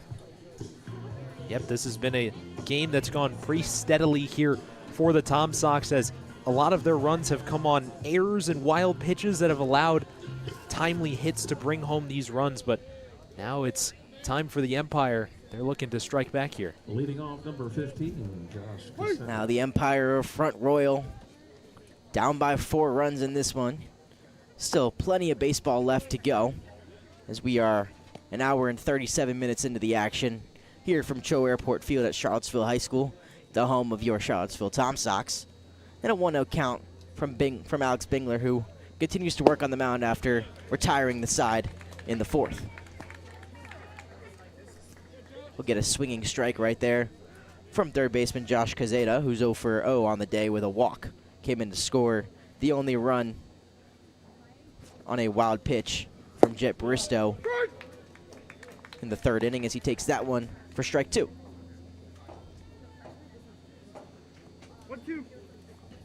So big difference as Cazeta's up for his 2nd at-bat, and we'll see Kagan Costa's 3rd at-bat, the 9-hole hitter for the Tom Sox, in the next frame. So way ahead for the Tom Sox as that one's laced right up the middle. And a leadoff base hit off the bat of the 9-hole Josh Cazeta brings us to the top of the order with Soda Tashima. Cazeta on, he's now 1 for 1, been on base both times. That's the first hit for the Cardinals since Hessmeyer's single back in the 1st, and so some signs of life offensively as we flip the lineup card over. Some walks worked, of course, in the third inning that resulted in the run scored. But the first true sign of some life, as you just said, and it seems like the Hoth system has been detected, as some life has been found for these Cardinals. Settle back in. Bingler with the pickoff move to Kazeda at first, back in plenty of time. Another lefty-lefty matchup. Bingler throwing to the lefty Tashima, who's 1 for 2 on the day with a strikeout and a double to lead off the game. The 0-0 pitch swung on and missed. A pretty ugly swing right there from Tashima for strike 1. We may have detected the Hoth system, but today it's been kind of like Mustafar weather. It was felt like 90, I think, when Blistering. I walked out the house this morning. I was like, wow, all right. Some true summer weather for some summer ball as the sun is finally set and things started to cool down a bit. It's the beauty of being a little bit further north than I guess I usually am in the summers, as that one's chopped foul. But, you know, spending my summers down in Georgia, it's 90 during the day and, 85 at night. Doesn't really get any cooler, but definitely cools down a bit up here. Got ourselves about 78 degrees now as the sun has begun to set and dusk has started to fall here in Seville. An 0-2 count. Bingler working on Tashima. But before that pitch, a pickoff attempt to first. Kazeda back in time. It's been a big key for these pitchers. There's been a lot of pickoff moves. We've seen that a lot throughout the start of the season.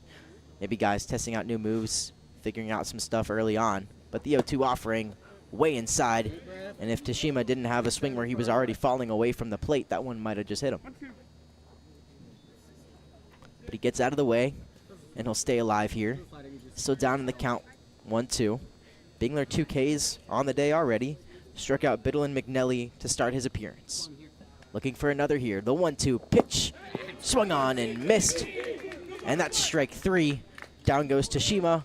The pitch was in the dirt. But holding still at first was Kazeda. That's strikeout number 3 for Alex Bingler. 2 gone here. Excuse me, 1 gone here in the top of the 5th. It's a good job by Bingler using Tashima's tendencies against him, as we saw Gibson get him to fish at a lot of pitches down in the zone. He goes right back to it, and Tashima can't hold up, and that puts 1 out on the board. Almost puts himself too far away from the plate. You see a lot of those slap hitters move forward a lot more. He gets himself way off of the plate as that one gets off the glove of Costa behind the dish. Kazeda advances to second base on the pass ball. A runner now in scoring position for the 2-hole Caden Hessmeyer. But, he moves himself almost too far out of the box laterally for him to have a chance at anything on the outer half of the plate, and goes chasing on some pitches from both Gibson in his second at-bat, and Bingler right there in his third got the inside fastball that he roped down the right field line to lead off the game, and after that hasn't seen a pitch on the inner half. Yeah, a lot of those types of hitters, you'll see them go the other way when they get something on the outer half, but you got to make contact with it first. So Bingler now deals the 1-0 and breezes that one straight by Hessmeyer. Some cheddar, as we call it, from the lefty for strike 1.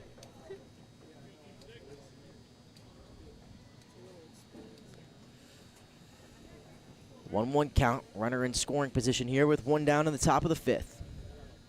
Bingler comes set. Hessmeyer ready at the dish. Fouled away. That foul ball was sponsored by Taylor's Auto Body. 1-2. Strike 2 now. And a 1-2 count. Bingler done a good job of working ahead of most of the batters he's faced so far. His 6th batter. Gotten 4 or 5 out. Bingler's 1-2. Poke towards shortstop.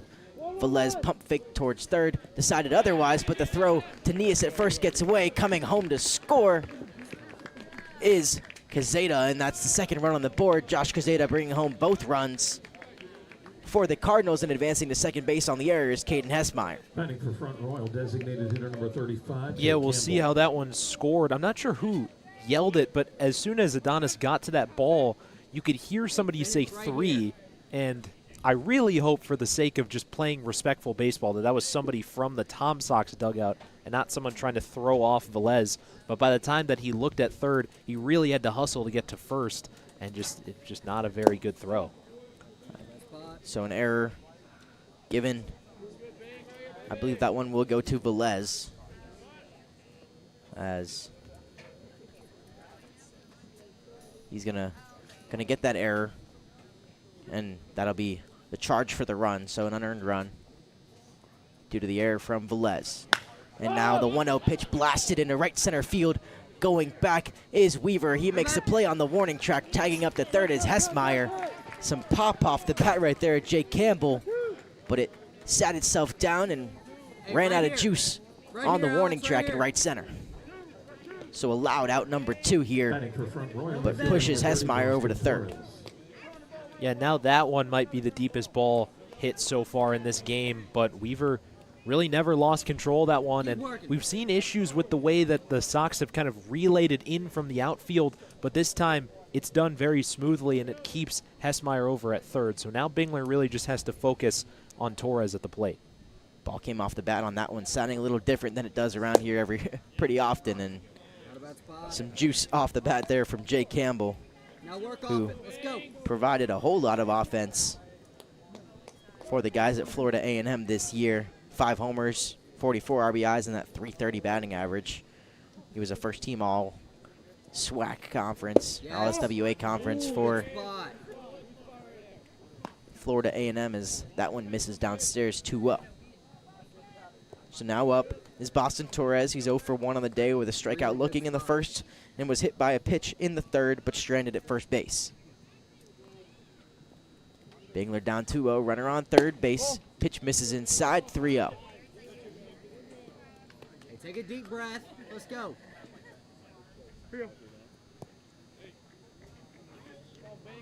So the book is going to give Hessmeyer a single on that one. And no error will be attributed, it doesn't look like. So the books say different things now, as that one for sure is a walk given up to Torres. Batting for Front Royal, the catcher, number Runners now 31, on the John corners Embry. with 2 down.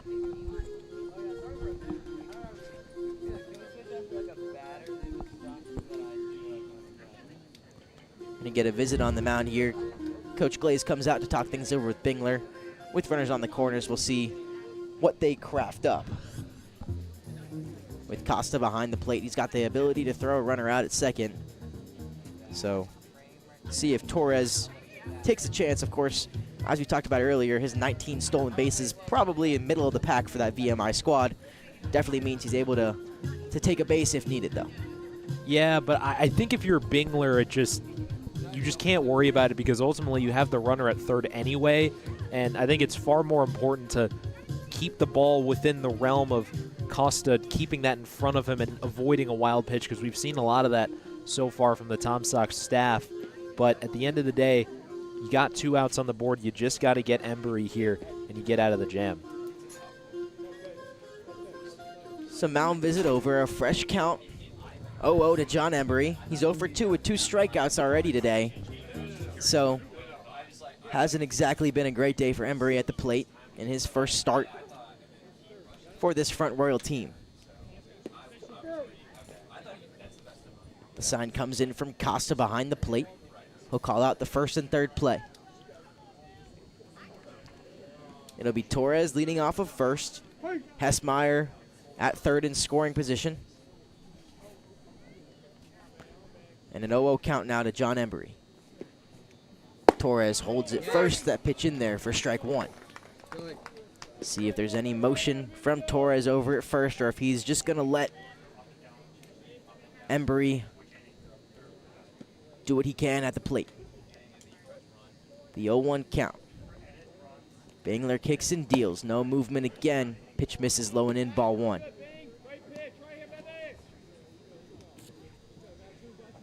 Let's go. Now we work. Now we work. 1 run already across the board here in the top of the 5th. A 4-2 lead for the Tom Sox. Scored 3 in the bottom of the 3rd.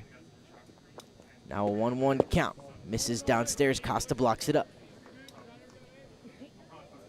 2-1.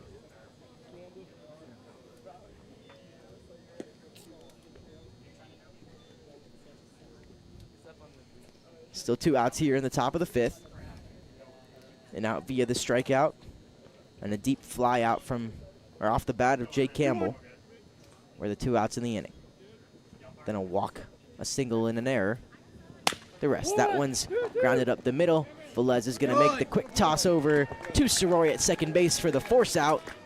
And that will be the end of the top of the 5th. 1 run comes across for Front Royal. And Daniel Stein will take over the play-by-play duties in the bottom of the 5th inning. Tom Sox lead 4-2.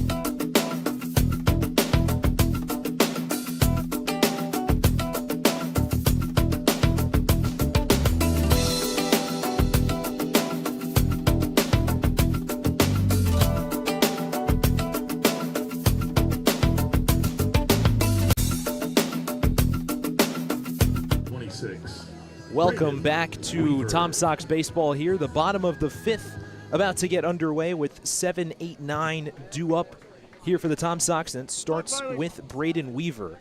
Charlottesville ahead 4-2. Daniel Stein alongside Jeremy Rose here for this one, and what has been a good game here. First pitch to Weaver, I should say, misses down low for a ball. Weaver so far 0 for 1 with a walk. The freshman from Liberty, second pitch to him misses up. Rising sophomore is Weaver. Santino Diulis still on the mound here for the Cardinals. 2-0 pitch to Braden, fouled straight back. You making that play? Read it. Now If I had my glove, I think I would have. There we go.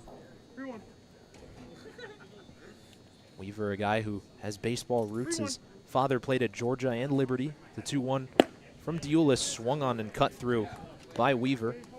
He also has local ties to this Charlottesville team. He played under head coach Randy Tomlin in high school for LCA, Liberty Christian. 2-2 misses inside on the fastball. That was ball 4 and a leadoff walk here for Weaver to start off the 5th. Batting for your Tom Sox left fielder number 4. There's J.D. Wolf to the plate here. Wolf reached in the second with the hit by pitch and popped out to left field in his second at-bat.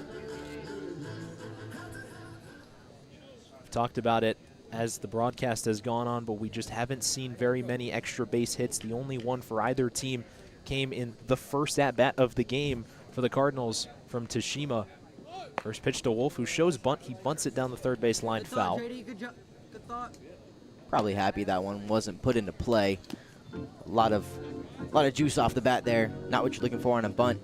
It's hit pretty hard. If it stayed fair, Gazetta's probably got a pretty easy play, maybe even for a force out at second. Weaver on first, nobody out in the bottom of the 5th. Diulis versus Wolf. Wolf shows bunt again. He puts it down the first base line. It's a good one. They're not going to get Weaver at second, but they do get the out at first to retire Wolf. So a successful sack bunt to move the runner over for the 9-hole hitter Costa. Good piece of fundamental baseball right there from J.D. Wolf. Understands the situation. A 2-run lead is still some insurance, but you can always look for more, especially with how erratic these summer ball games can be. A whole lot of shifts, a whole lot of big innings following each other. So good play, good call right there from the coaching staff and from J.D. Wolf to get the bunt down, put Weaver into scoring position for Costa. Here's the junior from Paul Camp Community College. He's had a good game so far. He takes the first pitch down and in for a ball. He walked in the second, then brought home 2 on a single in the third. He's got another in scoring position here. Deulis out of the stretch, looks back at Weaver at second, not being held on, and fires. Fastball up and away for a ball to make it 2-0. Costa, a guy who played for the Tom Sox last season, not very much. He only had 1 at-bat. He played in 2 games, did knock in an RBI. It's ahead in the count here, 2-0. Taking that one to make it 2-1. Kyle Langley represents the top of the order, waiting on deck here. As the Tom Sox trying to add some insurance, already up by 2. Deulis fires on a 2-1. Costa into center field. Biddle right under it for the second out. And so it will be Langley's turn here with Weaver still in scoring position. Batting for your Tom Sox, the center Now fielder, the number 14, 6th fly out Kyle to center field offensively for the Tom Sox today. So they're doing a good job of getting Tristan Biddle his work in, taking some laps to his left, some runs to his right, some straight back to the warning track, but he secured them all. First pitch to Langley fouled the other way. The young fan will go running towards the high school to shag that one. 4th time through the order here for the Tom Sox. Langley 1 for 3 with a single. That took place in the 3rd inning. Weaver's on second on an 0-1 count with 2 outs. Charlottesville ahead by 2. Second pitch to Langley. He sits on it and drives it foul the other way. That foul ball was sponsored by Everything from Langley today has gone the other way. Had the pop out to third, a fly out to center, which was pretty much left center field, and a single that went the other way. 2 foul balls this at bat so far, both going the other way. So they're pitching Langley outside, and he's kind of taking what he can get, putting balls in play the other way. Velez waits on deck. Langley in an 0-2 hole. Little nibbler up to the second base. Hessmeyer makes a nice play to retire Langley and retire the side. So the Tom Sox get the leadoff man on via the walk, but can't bring him home. They still lead it 4-2 as we move to the 6th. Complete innings of play. The score remains.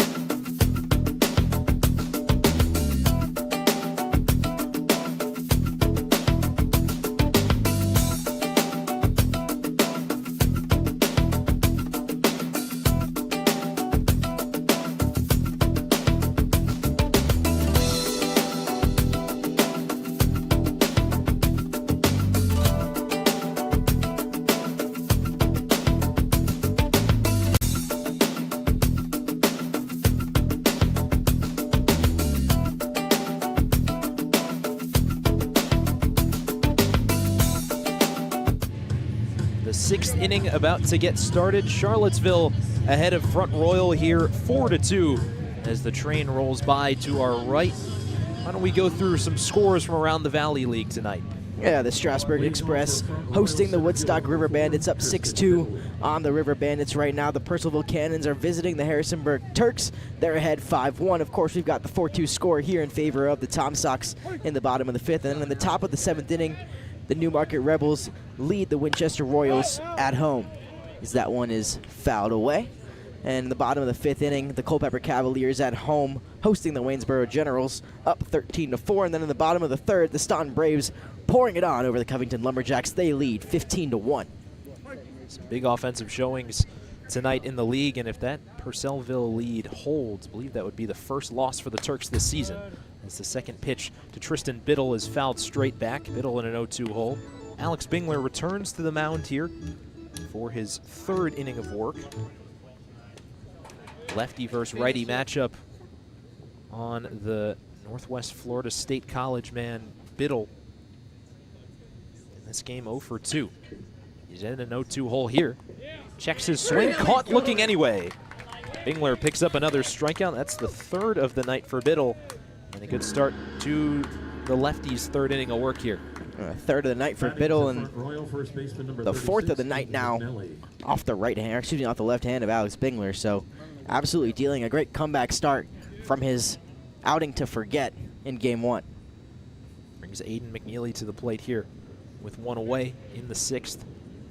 Bingler out of the stretch, first pitch to him. Slider finds the zone for strike 1.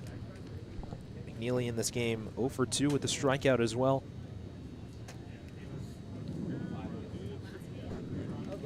That score holding in Harrisonburg, as well as the score holding in Strasburg, would be the first loss for the River Bandits as well, who are 3-0 on the year. The Turks 4-0 to lead the South. The Staunton Braves follow at 3-1. Waynesboro in at 1-2. The Covington Lumberjacks in at 1-3, and the Tom Sox, of course, at 1-2. Culpeper 0-3. 1-1 count to McNeely's 3rd pitch here from Bingler. Nice bender there on the outside corner, and it's 1-2. Waynesboro, excuse me, is 1-3. These stats did not include last night's updated games. 1-2 count here as the sun is fully set here in Charlottesville. 1-2. Bingler misses outside to even the count.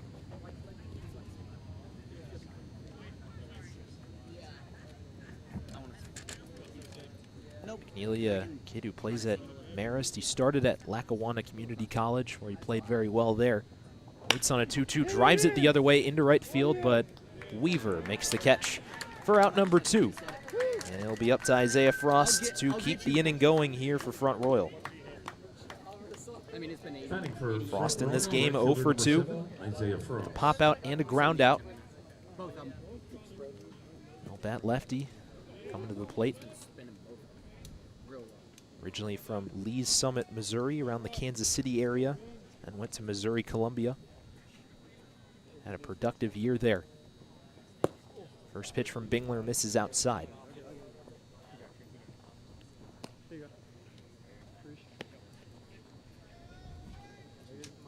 Been quite the efficient outing for Bingler so far. Only 3 base runners allowed. Run coming across, of course, unearned due to a pass ball and an error. 1-0 swung on and missed. Some good work so far for Bingler. As we said, that rebound outing through 2 innings of work and then some right now, looking to end his 3rd inning. And something we haven't seen has been guys go and hit that 3-inning mark. Only, I believe, 2 other guys have done it so far this year for the Tom Sox. 1-1 cut through as well by Frost. There's a right-hander up in both bullpens. I believe it's Riley Rorty up in the pen for the Tom Sox. Polish it off. 1-2, 2 outs. Lefty-lefty matchup, Bingler versus Frost. The lefty fires, swung on and missed. Another strikeout for Bingler. He picks up 2 in the inning as he shuts the door on Front Royal for the 6th. We'll move to the bottom half of the inning. Charlottesville ahead 4-2.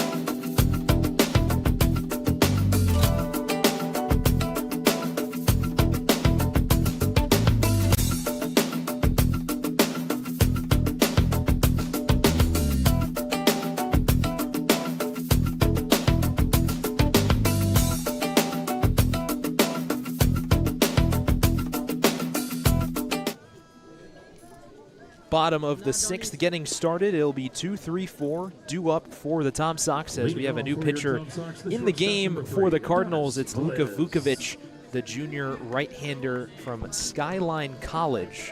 It's up in the Bay Area near San Francisco. He's pitched 2 seasons for Skyline, about 15 innings of work at a 6.48 ERA in his most recent season. He's greeted by Adonis Velez, the shortstop, as we get underway. Going to get an automatic ball given to start this at-bat off, by the way. So a 1-0 count early for Velez.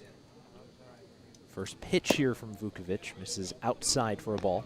And Vukovic, something to look out for. 5 strikeouts to 10 walks this past season in his 8 1/3 of work. So see if his control issues continue into the summer, if he can locate himself a little bit better and really attack these Charlottesville batters. Pitched a scoreless inning with a strikeout and no walks, nobody on for him. So solid so far through his first outing. We'll see how he translates here in outing number 2, already down 3-0. That one misses outside, but you're right. He had a whip over 2.4 in both of his collegiate seasons. Again, not a big sample size, but still can tell you something about what you're going to see. Velez ahead in the count. That one finds the zone, and that brings things to 3-1. Velez in his 3 at-bats, he's reached twice with a walk and a single. He's also popped out to short.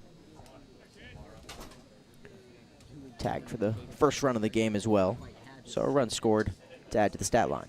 3-1, Velez swings and lines it right to the first baseman McNeely for out number 1 here in the bottom of the 6th. Brings Jackson Soroy to the plate, who has had one of his better games in the young season for the Tom Sox. Had an RBI on a ground out in the opening frame, then singled in the 4th. Soroy checks in for at-bat number 4. Righty-righty matchup. First pitch from Vukovic right over the heart of the plate for strike 1.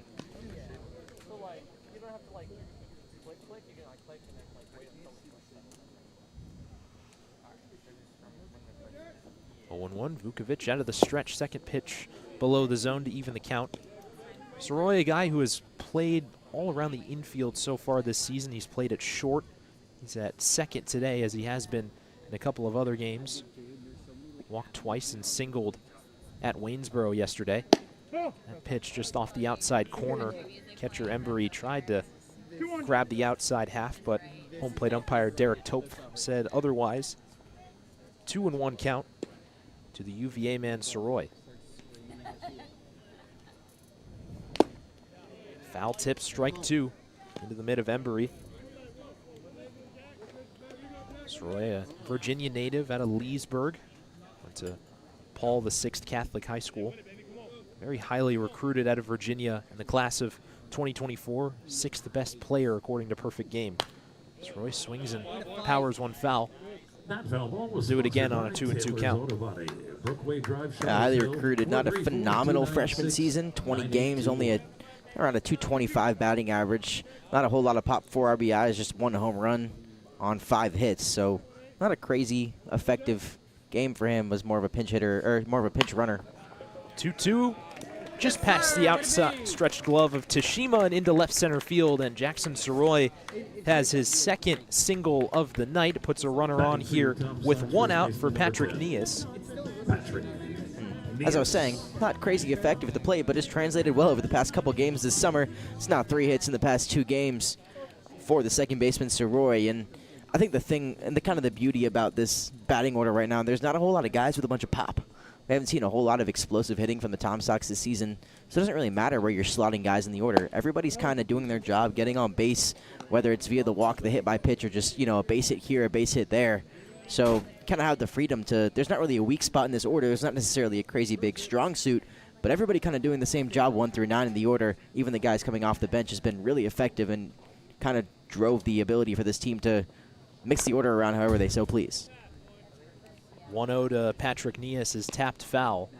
You're right about that. We talked about earlier how the bottom of the order has seen a lot of production, and it also connects to there's only been 2 home runs from this Tom Sox team, 1 from Kyle Langley, 1 from Hudson Luderman, who's not in the lineup today. Speaks to the depth of Charlottesville this season as fastball misses up and in. It's a 2-1 count to Patrick Nias, who's reached in 2 of his 3 at-bats. Yeah, only I think 5 extra base hits, 2 home runs, and 3 doubles. 1 from Nias, a double from Langley, a home run from Langley, that home run from Luderman, and then a Jet Bristow double as well. High chopper picked by Tashima, but it can't be picked cleanly, and so Nias collects an infield single, back-to-back one-baggers, and that will put 2 on here for Andrew Manley. A tough play to make on the chopper with Nias bolting out of the box there.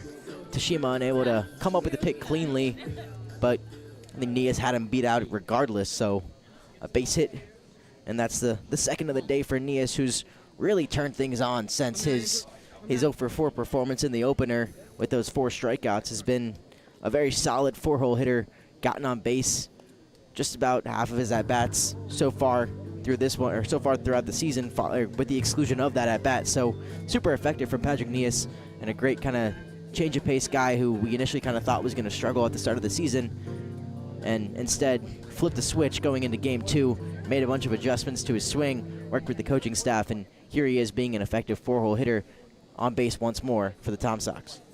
It's impressive for a guy who didn't play his entire season, first season at Gardner-Webb. Here's a guy who has played a lot at his school, Andrew Manley, the Wofford man who's played almost 3 full seasons of college baseball, as that one taken outside. After hearing How You Feel by Travis Scott and Quavo for the 4th time, I'm starting to get used to his walk-up song here. Only 4 at-bats in, we already feel pretty used to it because we're only 6 innings into this one. Nearly 130 appearances for Wofford, as that one taken inside as well, 2-0. Like pretty solid walk-up songs, all kind of throughout the order for the guys out of Charlottesville. Not really anybody who's slouching in the walk-up song department. We haven't heard probably my favorite, Jesus Cesare's, yet today. Not sure exactly the name of the song, but I do need to add it to my playlist at some point once I Shazam it. 2-0, Manley takes on the inside corner for 2-1. But yeah, it's been an eclectic group of players. We have a very wide taste. You'll get a Latin song, you'll get hip-hop, you'll get country. Oh yeah. Really has everything here in these opening games. It's a 2-1 count, 2 on. Some Outcast added in as well for a little pop. 2-1 from Vukovic, check swing. I believe that hit the knob of the bat off of Manley. It'll even the count, 2-2. John DeCastro over to get that ball. Charlottesville up by 2, just looking to add insurance here against the Cardinals, who have kept this one close all game. Tom Sox got the scoring started in the first via a Jackson Soroy RBI groundout. They added 3 in the 3rd after the Cardinals answered with 1 in the top half of the inning, and since then the only run has been from Front Royal in the top of the 5th. Here's the 2-2 to Manley. That is outside. Good take. Close on the outside corner there. Good eye there from the rising senior out of Atlanta, Georgia. That's what you get when you get, the 130 at-bats that he's had. A lot of discipline at the plate. Full count. 1 out. Here's the pitch. Manley takes called strike 3. A little bit too patient there. And a well-placed pitch from Vukovic. 2 away in the inning for Gian DeCastro. There's the good old announcer's jinx again, coming back to bite Andrew Manley. So my apologies for that one, Andrew. Now Gian DeCastro knocked in an RBI with the sacrifice fly back in the 3rd inning. At bat number 4 for 44 as he takes a ball below the zone. There's nobody currently up in the Tom Sox pen. We saw Riley Rorty out there for a little bit. Just with the way the Tom Sox have not really let anyone have a long leash, as DeCastro takes a strike, it seems like Alex Bingler's night is done, although he has had a really good outing so far.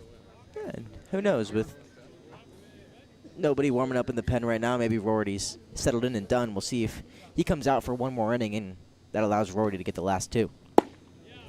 Strike 2 to DeCastro. Got Soroy on 2nd and Nias on 1st. DeCastro's behind the count, 1-2.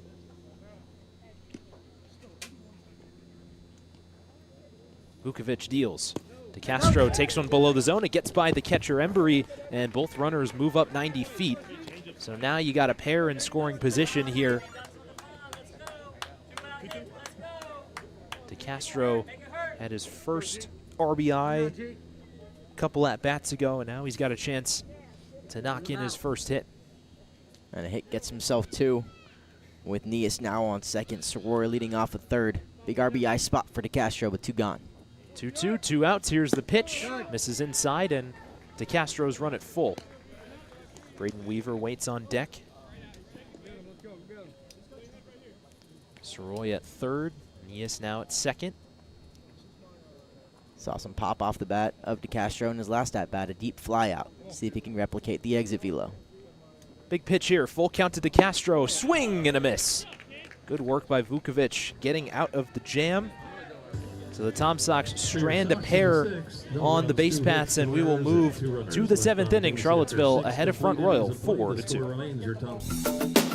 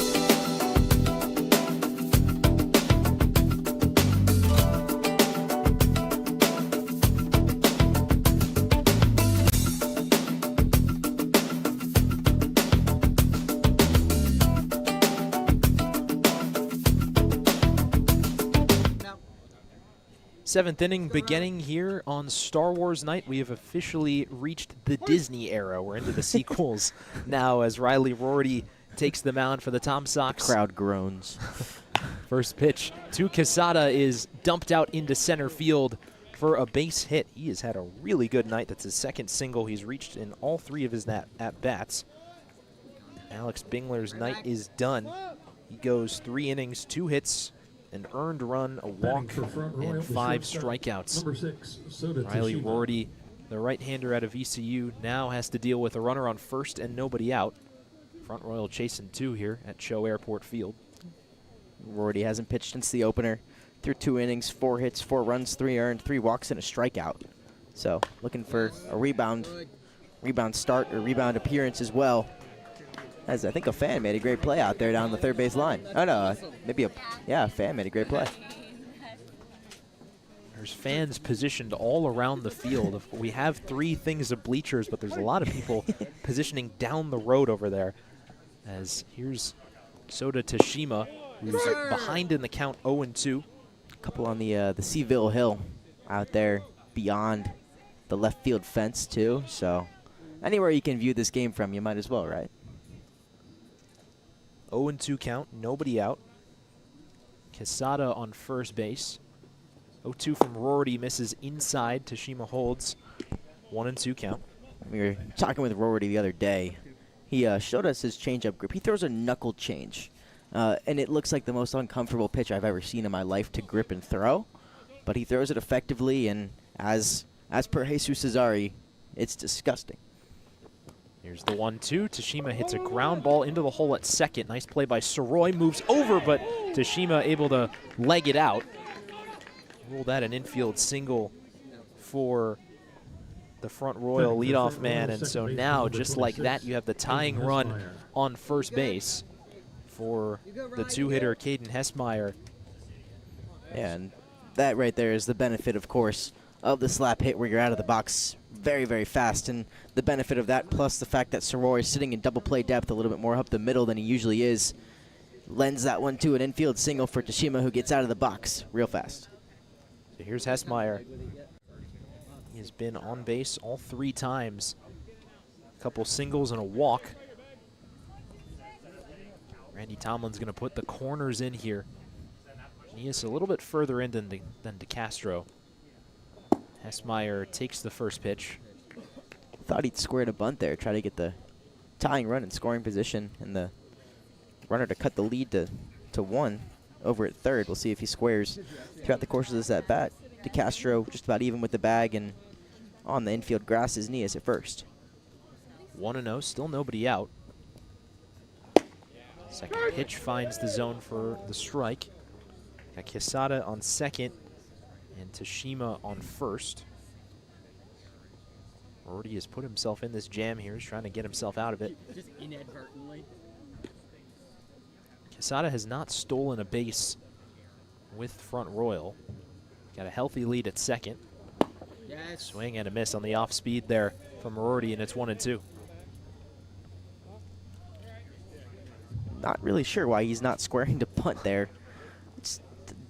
I mean, you can complain all you want about the fact that, you know, guys play fundamental baseball a little too often, but down by 2 in the top of the 7th inning with a runner on first and second and nobody out is, I think, the most textbook spot ever to lay down a sack bunt to advance your 2 runners over. Not seeing it there from the 2-hole Hessmeyer. Sure, he's been on base all 3 times today, but I mean, you squared a bunt there, you lay down the bunt, and you get your runners in scoring position. I think that was the play there, and now down in a 1-2 hole. Not going to be squaring a bunt here. So with that, DeCastro and Nias return to normal depth in the infield. Rorty comes set, looks back at second, and fires on a 1-2. It's in the dirt. We'll even the count. There's that knuckle change right there, blocked up by Costa very well.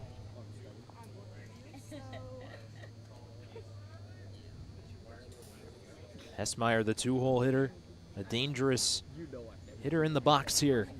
2-2 from Rorty, fouled the other way. This might be the latest we've also gone in a game this season for the Tom Sox without seeing some sort of pinch hitter or defensive substitution. Majority of these games we've seen a guy come in either the 5th or the 6th, and now we're up into the top of the 7th with a pretty set defense. And no changes being made just yet for Randy Tomlin and his staff. Rorty looks back and fires. Just below the zone. We have run things full. Big spot right here. Rorty needs to execute a big pitch right here and get Hessmeyer out or force a ground ball. Something productive. Full count, no one out. Rorty fires. Pop up. Nias over. He should not have a play. That one hits the top of the batting cage down the first base line behind the dugout. We'll do the full count again. Charlottesville out hitting the Cardinals here 8-6 as we approach the end innings of this one. Let's go, Riley, win it. But Front Royal threatening here with a pair on. Hessmeyer has 2 of the 6 Cardinal hits tonight. Rorty comes set. Here's a 3-2. Ground ball to third. DeCastro steps on third, fires over to first. Nias, did he tag him? No, he did not. That was a good effort by DeCastro. His throw was just up the line, but they did end up getting the lead runner. So in effect, it doesn't really change the base running setup. There's still men on first and second here, only now 1 out for the 3-hole hitter Campbell. And a productive play right there from Rory on the mound. Gets the ground out he needs. Unfortunately, hit a little too slow for DeCastro to make the play at third and make the throw across the diamond. But great effort by DeCastro at third to even make that thing remotely close. Heads up play by Gian using the force there. First pitch to Campbell is on the inside corner for a strike. Campbell in this game got hit by a pitch in the third and has a couple of flyouts to Braden Weaver out in right field. Weaver had to lay out for one, and the other one was smoked to the warning track in right center. So a lot of opposite field power. Here's the 0-1. Slider misses outside.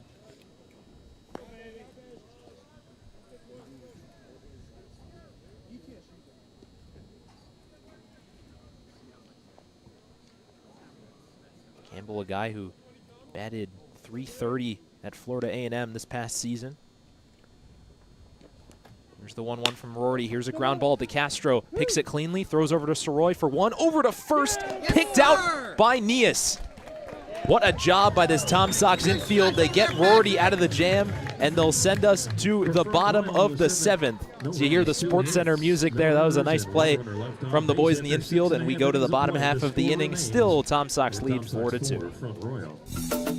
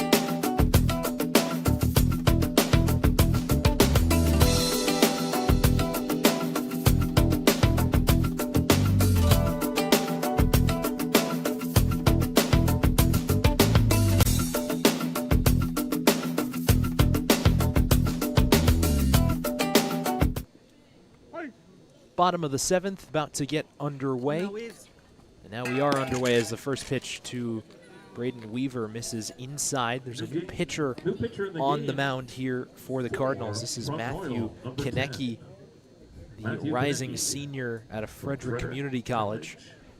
Good record, 4-1 in his 25 innings of work. And really solid ERA at 2.16. Here's a ground ball to the second baseman, Hessmeyer. That's enough time to retire Weaver for the first out here in the bottom half of the 7th. And his first appearance of the season for Front Royal. So as you said, very effective in his time at community college this past season for that Frederick team and the rising senior. A lot to prove coming into his last season. Probably going to look to try to get himself on some draft boards, maybe hop into the portal this year after an effective 19 outings. Here's J.D. Wolf, takes one outside for a ball. Wolf has reached once on a hit by pitch and then had the productive out, the sacrifice bunt in the 5th. 1-0 here to the lefty Wolf. Puts a good swing on it into shallow center field. It is the center fielder Biddle calling everybody off, and we have 2 quick outs here in the bottom of the 7th. It's out number 7 made right there on the game for Biddle out there in center. So truly getting all his work in. Was super loud on the call out for that one. But yeah, 2 quick outs. Very effective. That fastball coming out of the right hand of Konecki's firm. Some velo on that for sure. 0-1 count here on Kagan Costa. He's the 9-hole hitter trying to put Langley and company up for the 5th time, should he reach here. He's got an even count to work with, 1-1.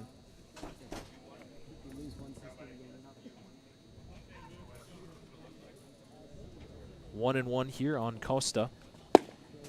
It's on the outside corner for strike 2. Not a whole lot of life on that fastball in terms of, movement, but it's firm, and there's definitely low 90s on it. 1-2, misses outside, goes off the glove of the catcher, Embry. Can we talk about the flow coming off of Konecki? I mean, he's got the mullet rolling. It's beautiful. That's the definition of a PO haircut. Compare that to Costa. Not a lot, but you can see the hair coming out of the helmet. Here's the 2-2, just on the outside corner. Give Costa some credit, though. He's got some flow. I mean, he's not hairless up there, but definitely not to the extent that you see out on the mound. He's got more flow than I can say, for example. Sure. Full count on Costa, misses outside, and that's a 2-out walk, so they will bring Langley up here for his 5th at-bat. Costa works his 2nd free pass of the game so far, and we'll see if Kyle can do something here with 2 outs. On base, 3 of his 4 at-bats today. Kagan Costa delivering a great day at the plate, doing his job out of the 9-hole, something we talked about once again from both him and Cesare last night, translating very well into tonight, and a solid night at the plate from Costa through his 4 at-bats. Here's the lefty Kyle Langley. First pitch to him, misses upstairs with the fastball. You mentioned that other catcher, Jesus Cesare.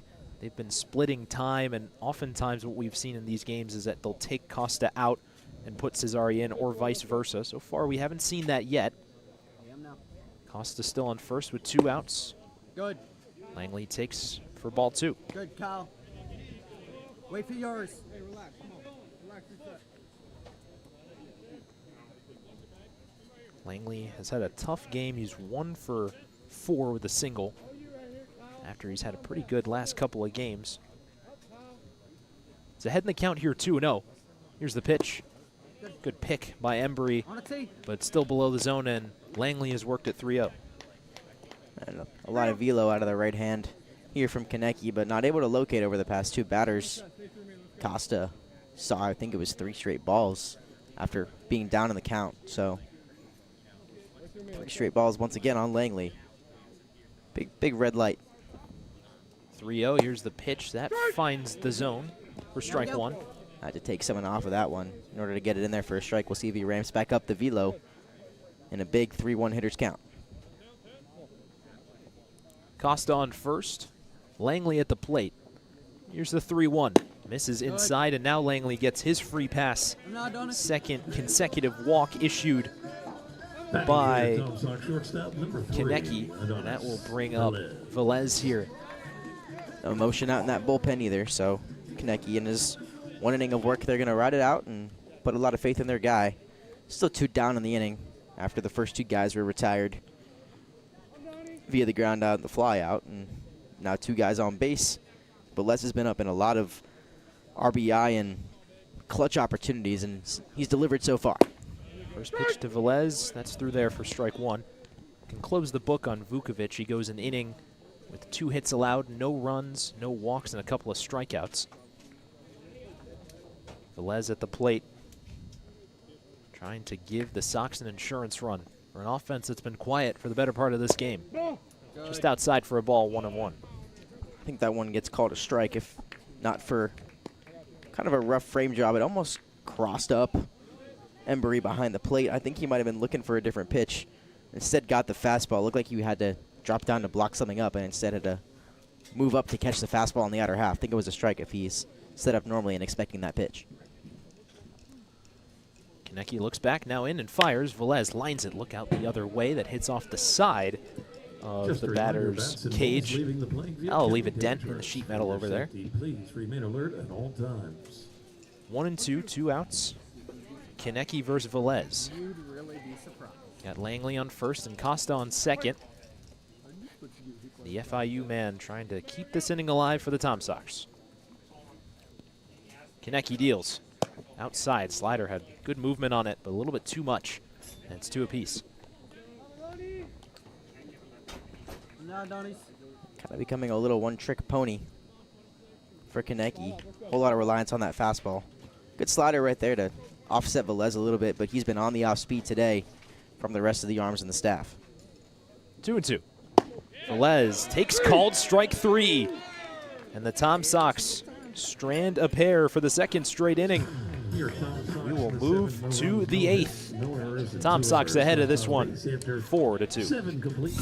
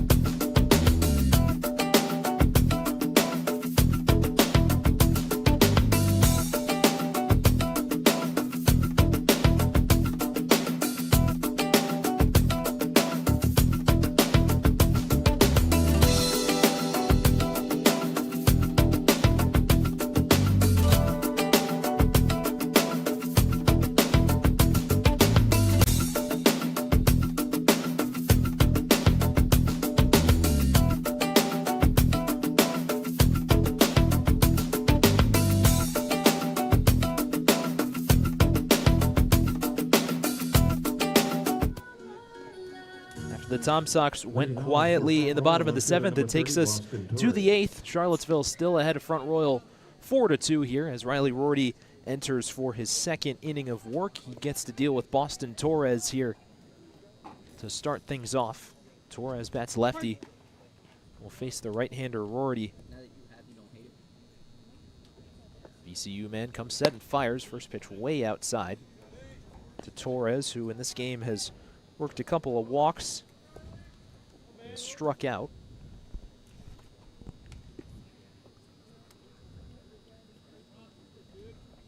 Still a steady crowd on hand here in Charlottesville as that one misses inside. For a Wednesday night, there's a good amount of people here supporting their team. 2.5 hours into this one already. And yeah, as you said, a solid crowd out here watching some Tom Sox baseball. Close game all throughout. Here's the 2-0 from Rorty. That is inside. I'd like to ask Derek Tope where that one missed. That one had movement to it as Torres kind of backed out of the way, but it curled back in. Yeah. Instead, it's a 3-0 count with Embry, the catcher, on deck. Rorty trying to get back in it. Here's the 3-0, misses high, and the leadoff man is on. That will bring the tying run to the plate here in John Embry. A little overthrow there on 3-0. A little unnecessary from Rorty. I don't think you have to really gas it up there in a 3-0 count, but nevertheless, another leadoff guy on base. So in both innings that Rorty has worked so far, at least the leadoff batter has gotten on base. And Tom Sox kind of reverting back to their ways after got a leadoff batter in the 1st, a leadoff batter in the 5th, and then in both the 7th and the 8th. It's now 5 straight balls here as Embry takes ball 1.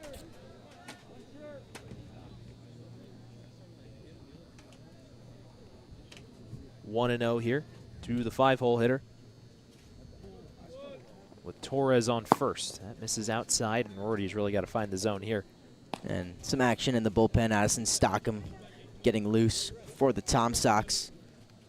And some action in both bullpens as Front Royal's getting a guy loose as well. It's Matthew Ruiz. He's given up 1 run in his 1 inning of work for Front Royal this year. Panola Juco in Texas is where he spent his time.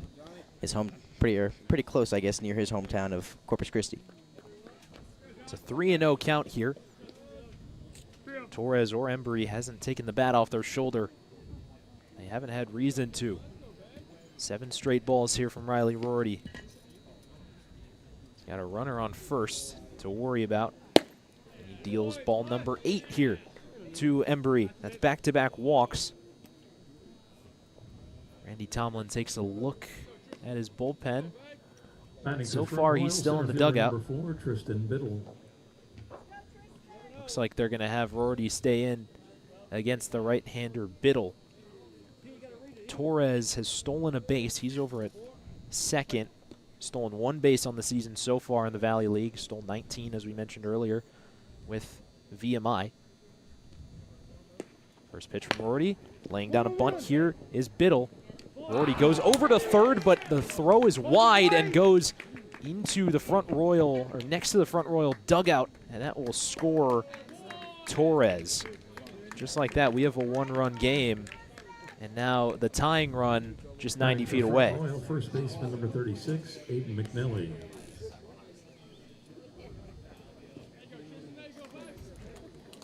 Score that a sac bunt and an E1 on Rorty.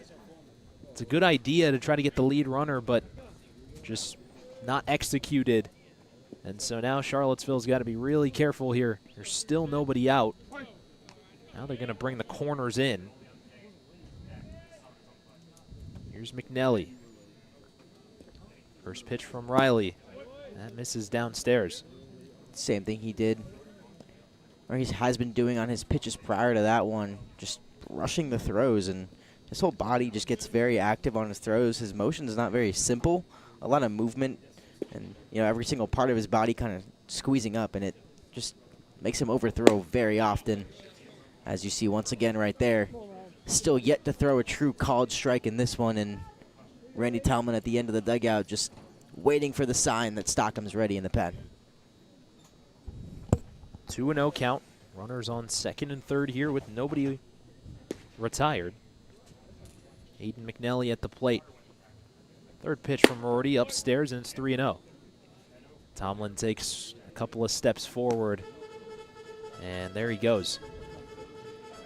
So it appears for the second time today we're going to see a pitching change mid-at-bat here. Now 1 from each team, as Rorty had a good first inning, but just lost control here in his second inning of work. So Addison Stockham is going to come in here to try to clean up the mess. Rorty's night is done. We will step aside and be back for the rest of this inning.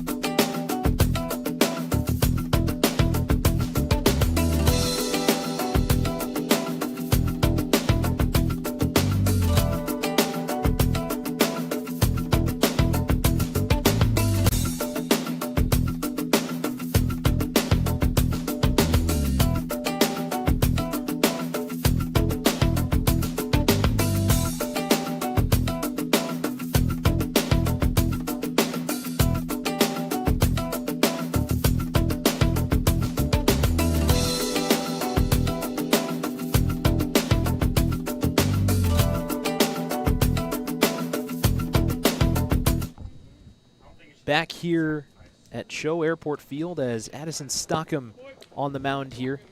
First pitch that he throws to Aiden McNelly is ball 4. And that loads the bases, which was all but a given that he came in during a 3-0 count. So that walk will be charged to Rorty. Ends his day with 3 walks. And he's responsible now for the runners on the corners. The guy on second, regardless, will be an unearned run. So about as tough of a situation as you can enter into if you're a relief pitcher. 4-3, bases loaded, nobody out. First pitch to Frost, misses low. Tom Sox nursing a 1-run lead here. The only benefit for Stockham is that he comes in a lefty-lefty count with the lefty on deck as well. I think that might be the only positive of the situation is he's going to face 3 lefties regardless this inning. 1-0 count here on Frost. Misses low again. You mentioned the platoon matchup, and that is true, but you don't really want to face Quesada. No. Because he has reached on all 3 of his at-bats today. Yeah. But you're right, it is a lefty-lefty matchup. But you're going to probably have to face him, barring a miracle, essentially. Second pitch misses low. Stockham kind of hops off the mound here. 3-0 count. It's his second appearance of the season. Pitched 2 innings in the opener. 4.5 ERA. Held his batters to a 250 clip. But he is really in some trouble here.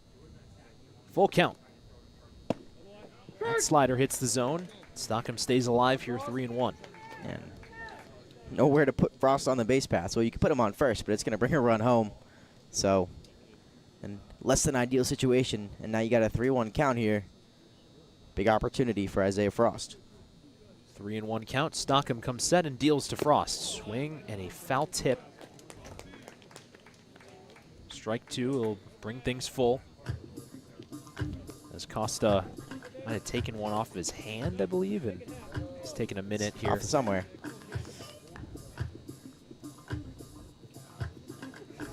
That 1-run lead becomes extra important when you look at the box score and see that donuts on the board for the Tom Sox in the past 4 innings. The offense, after putting up 10 runs yesterday in Waynesboro, just has not really had much of an opportunity in this game.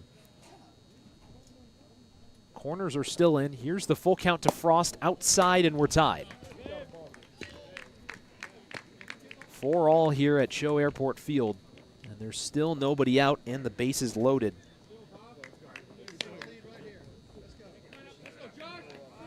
Batting for Front Royal, third baseman number 15, Josh Quesada. Brings up Josh Quesada, who we mentioned is red hot. Been on all 3 times today. 2 singles up the middle. And a walk. 2 runs he's responsible for as well. So been all the offense that they've needed infield in. Infield in. First pitch bends outside for a ball. If you're Addy on the mound here, you're going to need a Jedi Grandmaster level of the Force here to get your way out of this one. Hey, on the bright side, he does share initials with the greatest Jedi of all time, and Anakin Skywalker. So maybe some Addy Annie magic out here. Maybe. We're getting a meeting at the mound here. Randy Tomlin is making his way out. This could be another pitching change. It doesn't look like there's any movement out there. See nobody warming up. Just some walking back and forth out there in the pen. But really needs Stockham to step up here. Big tie game, big clutch spot. And not the batter you're looking for at the plate.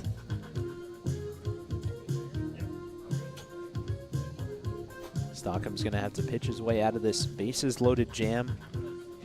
There's already been 4 walks in this inning, 2 straight from Rorty. Then the first run came in on a sac bunt laid down by Tristan Biddle. Rorty tried to throw it over to third, but it sailed into the Front Royal bench, and that allowed the runner to score. And that's where we're at, tied up at 4 here. Front Royals already put up 2 runs in this inning. They're looking to add more. as the sun is fully set and we are about to enter the 4th full hour.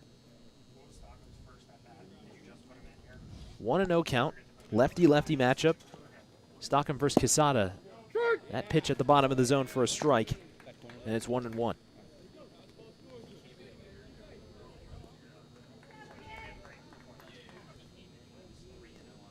Infield is in. Stockham looks out at the runner at second and fires on a 1-1. Just off the plate, and it's 2-1. Pinched, squeezed a little bit there from home plate umpire Topf. Stockham, the rising junior out of Eastern Kentucky. Originally from Lexington. That slider of his has a lot of bend to it. Here's the 2-1. Inside, as Quesada didn't back out of the way, but he was able to get himself out of the way while keeping his feet planted in the box. And Stockham is at risk of walking in another run. The crowd, while it's still here at CHO Airport Field, has gone quiet. A tense moment in this one. Front Royal trying to take its first lead of the game. 3-1, and now they have it. Another walk to bring in the 5th run for the Cardinals. And Charlottesville now finds itself in a 1-run deficit.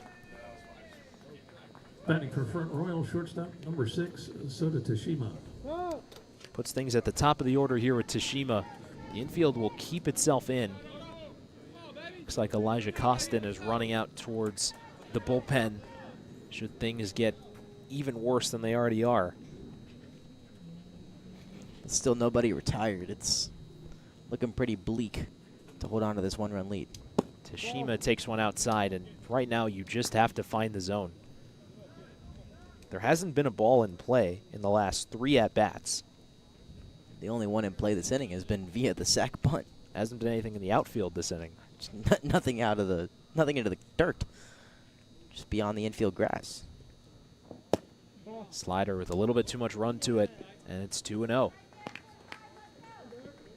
A beautiful pitch, but when you're Tashima, excuse me, and you're taking all the way because you haven't seen a strike thrown in 3 at-bats, it's kind of what happens.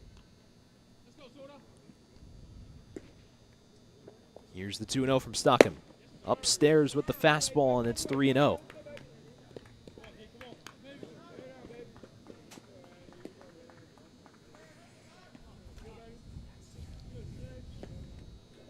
Stockham just trying to will himself back into this inning. He issued 2 walks in his first appearance as a Tom Sock. He hits the zone here, and it's 3-1. Tashima on the day 2 for 4. He's got a couple of strikeouts in between a double and a single. Big pitch here, 3-1. 3 runs already in here for Front Royal. Stockham fires. That is a ball. And Tashima walks, another run in, and it's 6-4. 4th run that's come in to score in this 8th inning. Just a pitching breakdown Front Royal, second baseman number 26, between Rorty and Stockham this inning. And out there on the field, there's just nothing you can do. Just, you know, at-bat after at-bat, you're kind of just out there. You feel helpless because, you know, you haven't had to make a play on the ball. There hasn't been any opportunity for a play in the field. The only one in play was back to the pitcher and an error on Rorty. So just rough out there for everybody in the field. Swing and a miss there by Hessmeyer, who's been aggressive for the first time in what seems like forever here in this 8th inning. It's The first swing we've had this inning? Maybe the first. Feels like it. 0-1. Soroy backs up a couple of steps over at second. Stockham fires. That one gets away from the catcher Costa. He couldn't find it, but the runner at third just decides to hold.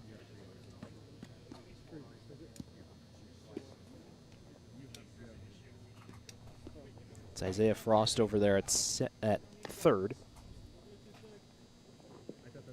Quesada's on second now with Tashima on first. So you've just, Front Royal has just kept the line moving here. This game has slowed down quite a bit. 1-1, still nobody out, bases juiced.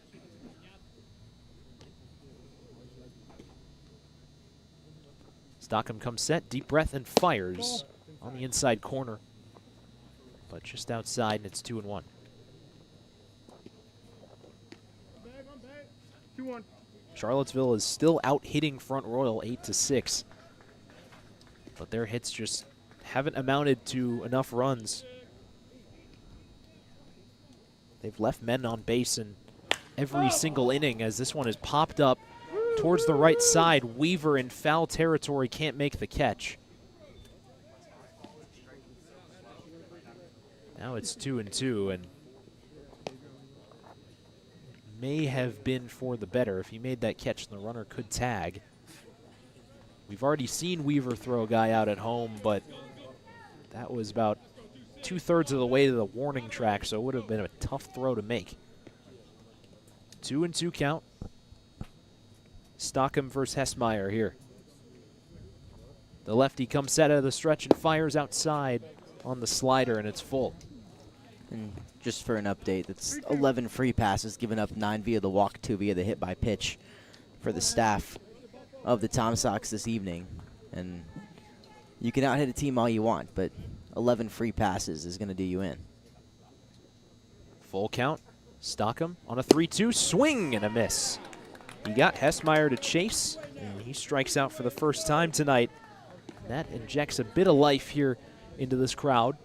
There's now 1 out on the board. For Front Royal, designated hitter number 35, Jay Campbell. Brings up Jay Campbell to the plate, who is 0 for 3 with a hit by pitch. Corners are still in. Soroy and Velez, the middle infielders, are positioned at double play depth. Tom Sox down 6-4. First pitch to Campbell. Good slider, but it misses inside. Real good spot. Campbell represents the final batter in the order who has not hit this inning. So if Torres comes to the plate, they'll have officially batted around. Stockham with a deep breath on a 1-0. Fastball misses outside, and it's even 1-1. Could really use the exact same thing that got the Tom Sox out of last inning. A little 5-4-3 double play off the bat of Campbell. Could be huge right here for Stockham and co. 2-0 count. 1 out. Here's the pitch from Stockham. Fastball upstairs. And it is 3 balls and no strikes. Such a juxtaposition to what we saw at the beginning of the game with JT Gibson, who he gave up a run, but it was overall pretty effective. Only walked 1. Here's a 3-0, gets by the catcher. Doesn't matter, the run will score. It is now 7-4. As that's the 5th run to come across here. And here comes Randy Tomlin. And it looks like that is going to be it for Stockham.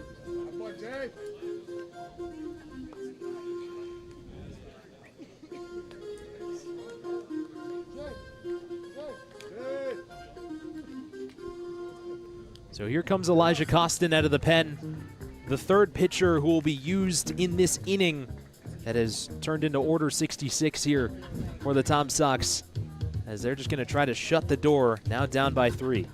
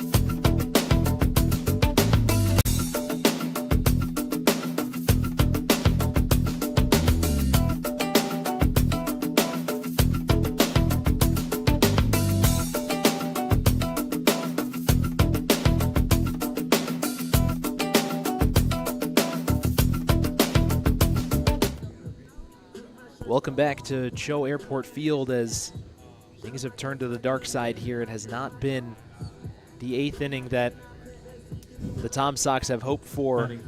Now the third pitcher to throw in this inning. It's Elijah Costin, the VCU product. We've seen him play in the field, but now he enters in a tough spot. Bases loaded, 1 out. And he will face Boston Torres here, the second time through this order in this inning. Costin's first pitch is inside for a ball. Torres led off this inning with a walk, and that was the start of 1 of 7 that we have gotten to at this point in the inning. Bases loaded here, corners are in. Let's see if we get a ball in play. It's 2-0. We get a ball.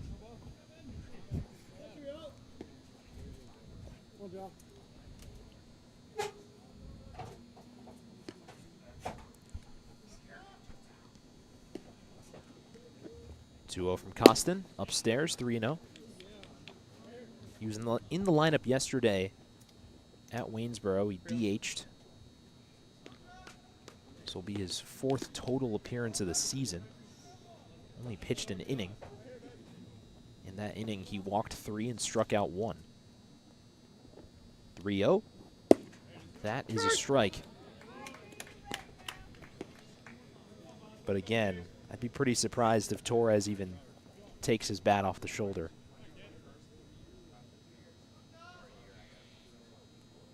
(3-1), Costin out of the stretch, fires. Inside, he walked him. What else is new? Another run in. 8-4.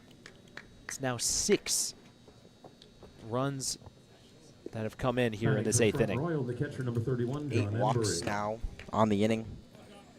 Boston Torres has the pleasure of walking for the 2nd time in an inning. And happened actually last night as Jesus Cesari walked twice in the 8th inning on the road in that one. And now we see another instance this time around. And guy up now, John Embry, has the opportunity to do the same because he is one of the 7 batters to have walked so far already this inning. He's behind the count 0-1 here. Costin comes set. Inside, 1-1. I'm actually honestly shocked they haven't put Cesari in behind the plate. It's been the definition of a long inning and then some defensively. So I was shocked he didn't come in when Costin came in and give Costa's knees a break. Swing and a miss on the 1-1. And it is 1-2 here on Embry. There's a right-hander up in the Tom Sox bullpen. There's also a right-hander up in the Cardinals bullpen.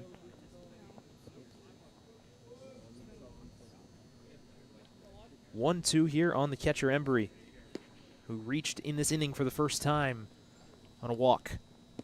And that one plunks him. On a 1-2 count, Costin hits Embry in the leg, and that brings in a 7th run. Are we going to get through all of the Star Wars trilogy here? Because we're into the Disney movies. Look, in any normal instance, I'd say I don't really want to make it through the sequels. In this case, I'd like to make it through all 9. It is 8-4 now. This inning started off with the Tom Sox in the lead by 2. As here's Biddle. That one is drilled into center field. We have a ball in play, hallelujah, and Kyle Langley makes the catch. He'll throw over to third, a run will score, and another run in for the Cardinals, but on the bright side for the Tom Sox, there is 2 outs. That is now an 8th run that has come in here, this one on the sac fly from Biddle. Batting for Front Royal, first baseman number 36, Aiden McNelly. Here's Aiden McNelly to the plate. Runners on first and second with 2 outs. Costin just trying to put a stop to this inning. Costin looks back at the lead runner at second. First pitch is popped foul towards the right side. That will go out of play. And Tristan Biddle, the only guy on this roster this inning to put balls in play. Put both of the balls that we have seen him play this inning have been via the bat of Tristan Biddle. So we thank him for his ability to put the ball in play, whether it results in outs or not. 0-1 count. Costin ahead. Here's the pitch. On the inside corner, and it's 0-2.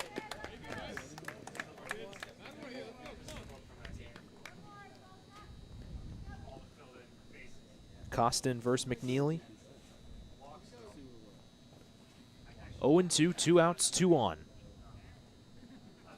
VCU product fires on an 0-2. Driven the other way. Weaver will run towards it, but it will go near the Tom Sox bullpen and will do it again.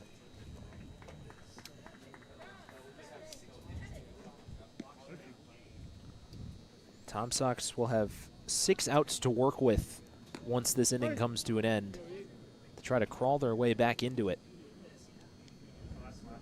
This has been quite the turn of events here in this 8th inning. 0-2 from Costin. Up the middle, Langley coming in. He makes the catch, and the inning is over. The inning is, in fact, over. That's a line out to Kyle Langley. L8 as the Cardinals put up 8. The Tom Sox have a lot of work to do. We'll be back for you in the bottom of the 8th.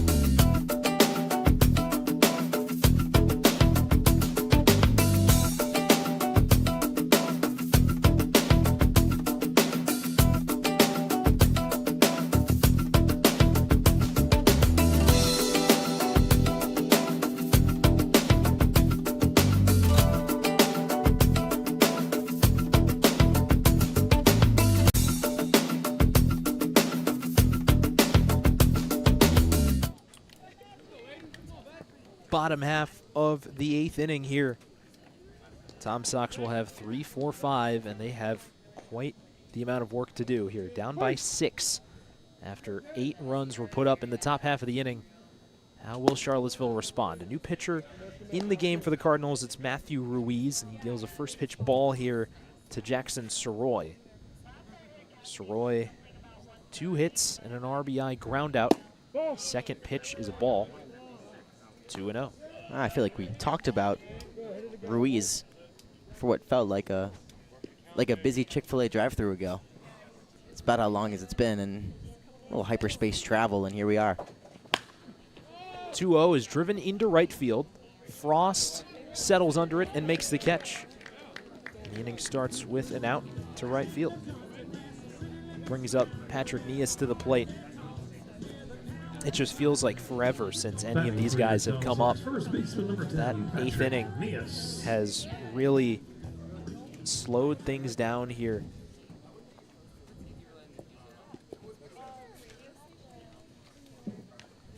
Yes, sorry, that's just yesterday, it was the Tom Sox who put up 6 runs in the 8th inning at Waynesboro. They're going to need to put up 6 just to tie it here. It's 0-1 on Nias. Here is the 0-1 from Ruiz. Good curveball, and it's 0-2. And a point I meant to make, you know, when this inning was initially going to start is the Tom Sox have left guys on base every single inning. It's been 2 in the first, 3 in the second. It's been 2 or 1 every inning since. So, you know, had guys in scoring position, guys on base, just haven't been able to execute. And when you sit there with that many guys left on base and only 4 runs across on the board, it's runners in scoring position. The hitting with that needs to be better. 1-2. Caught him looking on the outside corner. Good off speed. Nias is retired. And now it's up to Andrew Manley here to keep this inning going.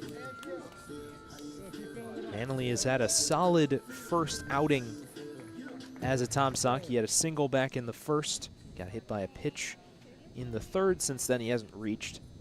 Is at bat number 5 for him. He was caught looking in his last at bat. First pitch is a fastball in there for a strike. Ruiz working very quickly off the mound.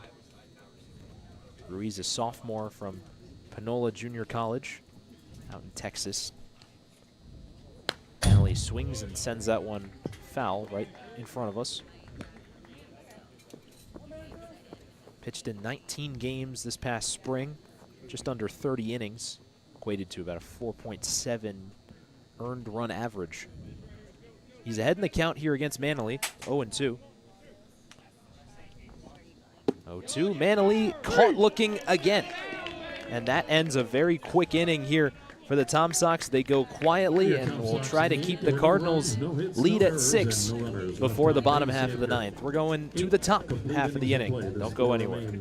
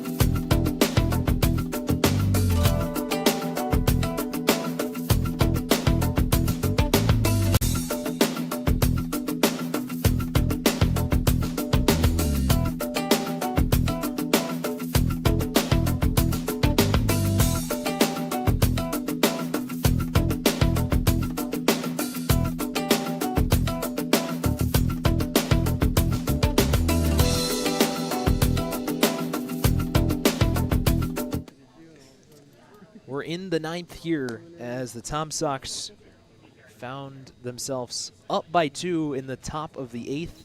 Then they found themselves down by 6. Now in the 9th inning, they trail 10-4 here. Elijah Costin returns to the mound to face 8-9-1 in the Cardinals' order. Here's the first pitch in the lefty-lefty matchup. This is grounded down the first base line, foul. Frost batted in that 8th inning, in that marathon of an inning. Can take a wild guess on what he did. Did he... We'll go with he walked. You would be correct.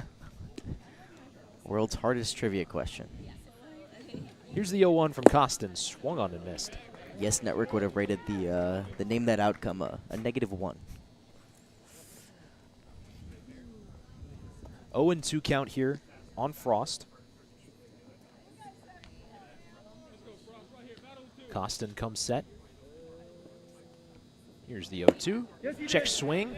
Did he go? Yes, he did. So the leadoff man retired in this 9th inning. We talked about how Costin and Riley Rorty, who pitched in that 8th and 7th inning, both go to VCU. They're teammates in college. They were teammates at Benedictine High School as well out in Virginia, and now they're teammates for a 3rd time here with the Tom Sox. So as much as we talked about how there's guys from different schools, still there's a lot of people who come from kind of a similar area too. A lot of different UVA players on this team as well. So here's the first pitch missed outside to Josh Quezada. Some guys just can't get enough of each other, you know? Play with each other all through, you know, their high school ball, all through summer travel ball, and into colleges. That one nails Quezada on the back. Quezada gets hit in the back with a fastball. He will discard his equipment and head to first. I like that one. Discard his equipment. Batting for Front Royal. Puts a runner on here with 1 out. Gotta find creative ways to say he walked at this point in the game. So we'll bring Tashima to the plate for at-bat number 6. For number 6. I think my curse was saying it was only Quezada's second at-bat when Costa came up for a 3rd time the following inning. And since then, I think Quezada's got him beat. The force moves in mysterious ways. Here's the first pitch. Tashima checks his swing. They say he held up 1-0. Force was clearly not on our side through the first 8 innings of this one.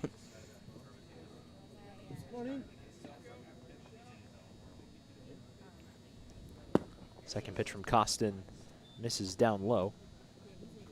After this one, the Sox will head to Covington tomorrow. First pitch will be at 6:30. Then they return home for a couple of games during the weekend. First against Stanton, then against Waynesboro.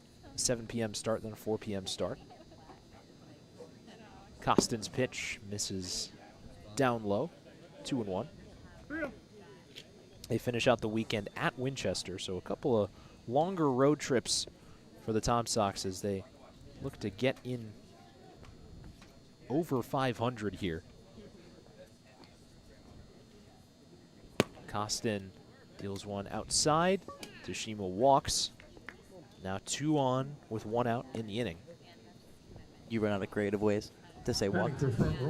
Still thinking of some. That is my job, after all. Yeah, that's what we do, right? So here's Caden Hessmeyer.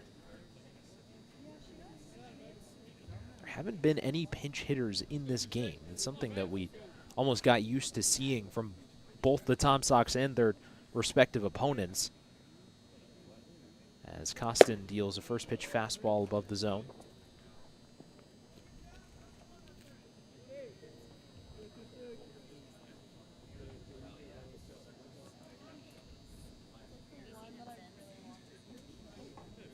Second pitch from Costin inside for ball 2.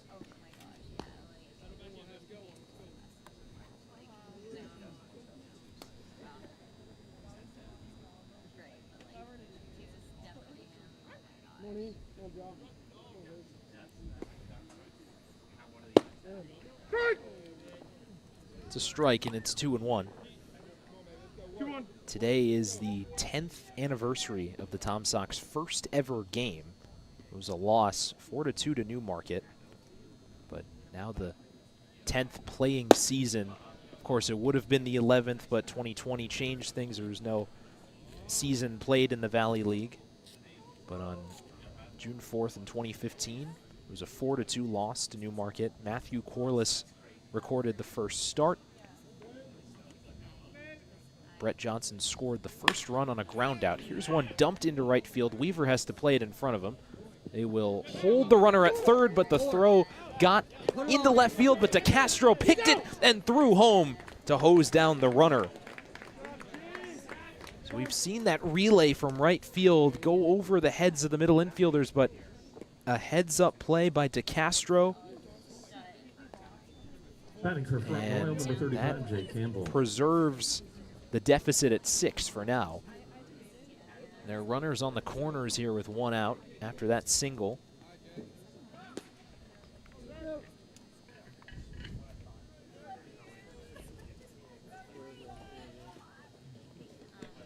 Something of concern has really been that right field relay. I think that's now the third or fourth time throughout 4 games that has plagued the Tom Sox. Obviously, the outcome of that one was beneficial, resulted in an out and no runs scored, but been problematic this year, something that definitely needs to get cleaned up if the Tom Sox are to compete at a high level throughout the course of the season. Gian DeCastro has played a pretty good third base with the glove. Had to make some tough plays at the game yesterday, in particular against Waynesboro. And made a nice heads-up play there. He was able to get that ball cleanly, turned around, whipped it home. Good throw to Costa.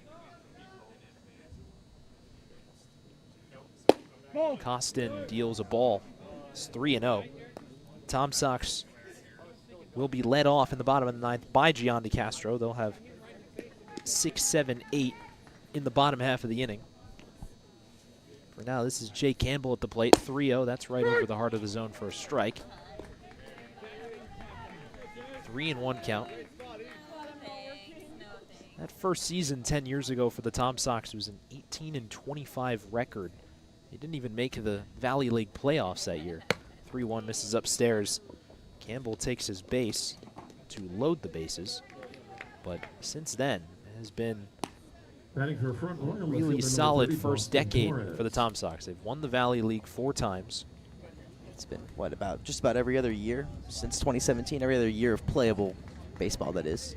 They've really had kind of a 2010 San Francisco Giants type run where they won in 24, won in 22, and after losing in 21, not playing in 2020, they won in 2019, and they won in 2017. So it has been kind of a one every other year ordeal. Which does not bode well for us this time around, unfortunately.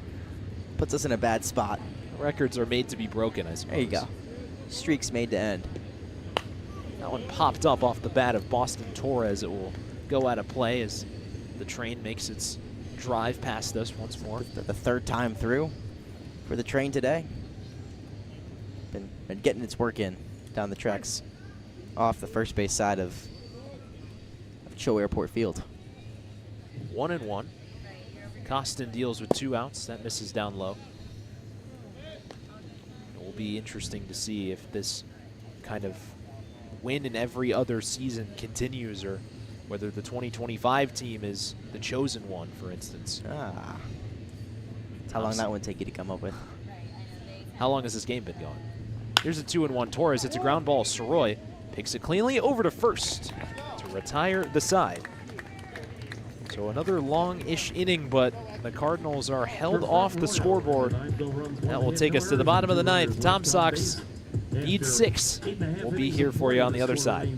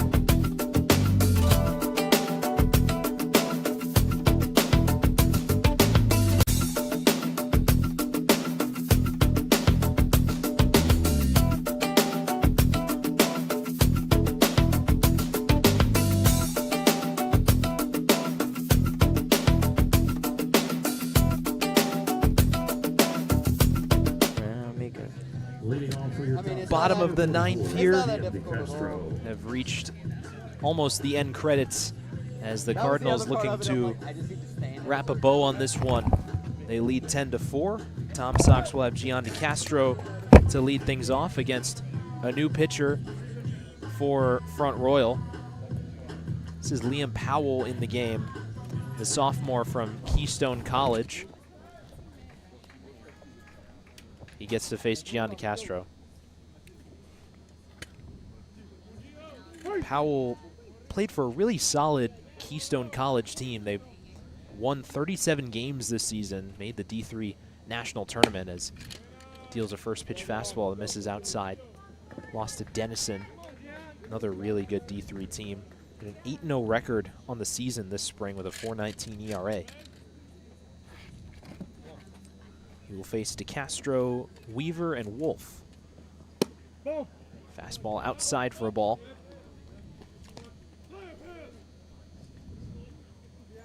DeCastro for 4 on the day, an RBI on that sac fly, then 2 flyouts and a strikeout swinging in the 6th inning, up for his 5th time. Still looking and seeking for his first hit here in the Ville. 2-0, DeCastro swinging away. He sends one into left field. Torres moving over towards the foul line. He makes the catch, and there's one out in the bottom of the 9th. Batting for your Tom Sox, number 26. Gian's Braden first Weaver. hit in the Ville will have to wait. Braden Weaver will try to get his first. Heading back to a righty-righty matchup. Broke his strikeout streak, which is something positive of note for Weaver. Had 4 strikeouts in his 4 at-bats so far for the Tom Sox.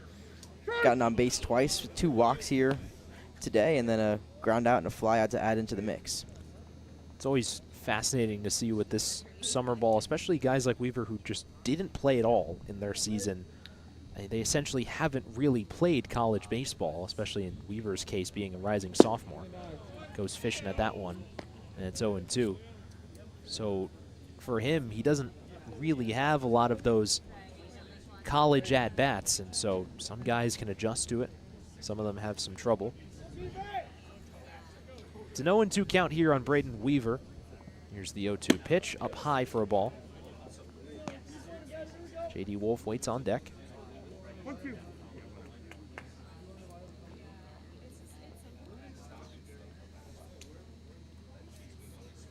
1-2, Powell comes set. And the right-hander deals. Weaver takes below the zone for ball 2. Coming into this game, the Tom Sox were 11-2 against Front Royal in Charlottesville. If the lead holds here for the Cardinals, it'll be 11-3.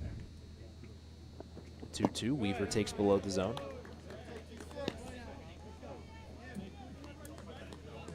Two sides haven't met since 2023. They played in late July. Of course, last season we lost the interleague matchups, and these two haven't played since the playoffs in the VBL 2 years ago. Full count, Weaver chops it foul. Series win for the Tom Sox, and things not looking too hot in this one for a win right around these parts, but a win last time out against the Cardinals, and they'll see each other one more time out in Front Royal this season. So a chance for redemption as the two teams face off down the line. Here's the full count. Weaver drives this one out into right center field. Biddle circling. He will make the catch. A couple of outfield flyouts. Put 2 on the board here. And now it'll be up to J.D. Wolf to keep this game going. It's redemption come July 10th, as the Tom Sox will make their way out to Front Royal in a month's time. So very different lineups, I'm sure, for both these sides the next time they come up for their duel of the fates, and the Tom Sox will look to even the score that time out. First pitch coming up here to J.D. Wolf. He takes at the bottom of the zone for a strike. Up over 3.5 hours now of total game time, with first pitch at 7 o'clock on the money.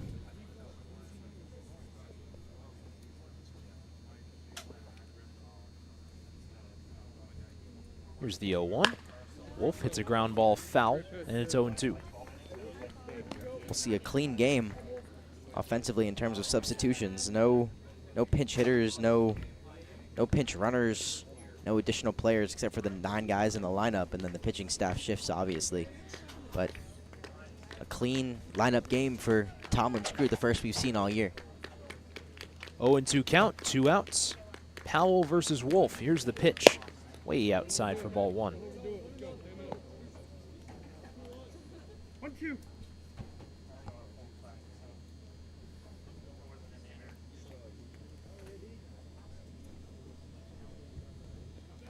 1-2 count. Costa waits on deck if needed. Powell deals, and Wolf right back up the middle for a base hit, and the game continues. Costa will be needed here as the Tom Sox try to get something going late. That'll be Wolf's first hit in the Ville. So, positive signs. Wolf gets his first hit. And Costa up to the dish now. 2 outs, runner on first. 10-4, Front Royal in front. First pitch from Powell to Costa, misses inside for a ball. A very J.D. Wolf thing to keep this game alive. You know, clean base hit up the middle. Quality guy.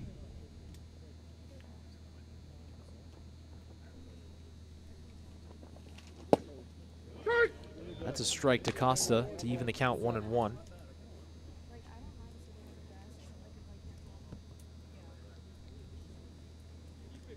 Costa, one of the handful of current Tom Sox here from junior colleges. He's way late on the fastball.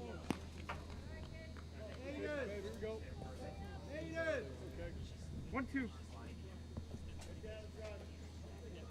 1-2 count. Tom Sox down to their final strike. Powell comes set. And Costa stays alive. He fouls it straight back.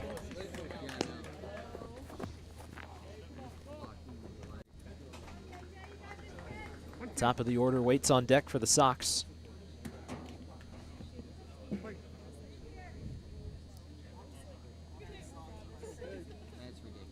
Powell comes set. Wolf not being held on. Here's the 1-2. Costa slices one out to right center field. Frost will play it in front of him as it gets by his glove. Costa makes the hard turn. He runs back to first. Wolf is into third with a head first slide. And the Tom Sox, with their backs against the wall, will keep the game moving once again here. Back-to-back singles keeps the ninth going. Kyle Langley will step up here with 2 away. Just trying to keep the line moving. Can't talk enough about how well Costa has played in the 9-hole and how well that 9-hole catching spot has delivered for the Tom Sox over the past couple of games. Just a big bright spot in a sea of not so many bright spots from tonight.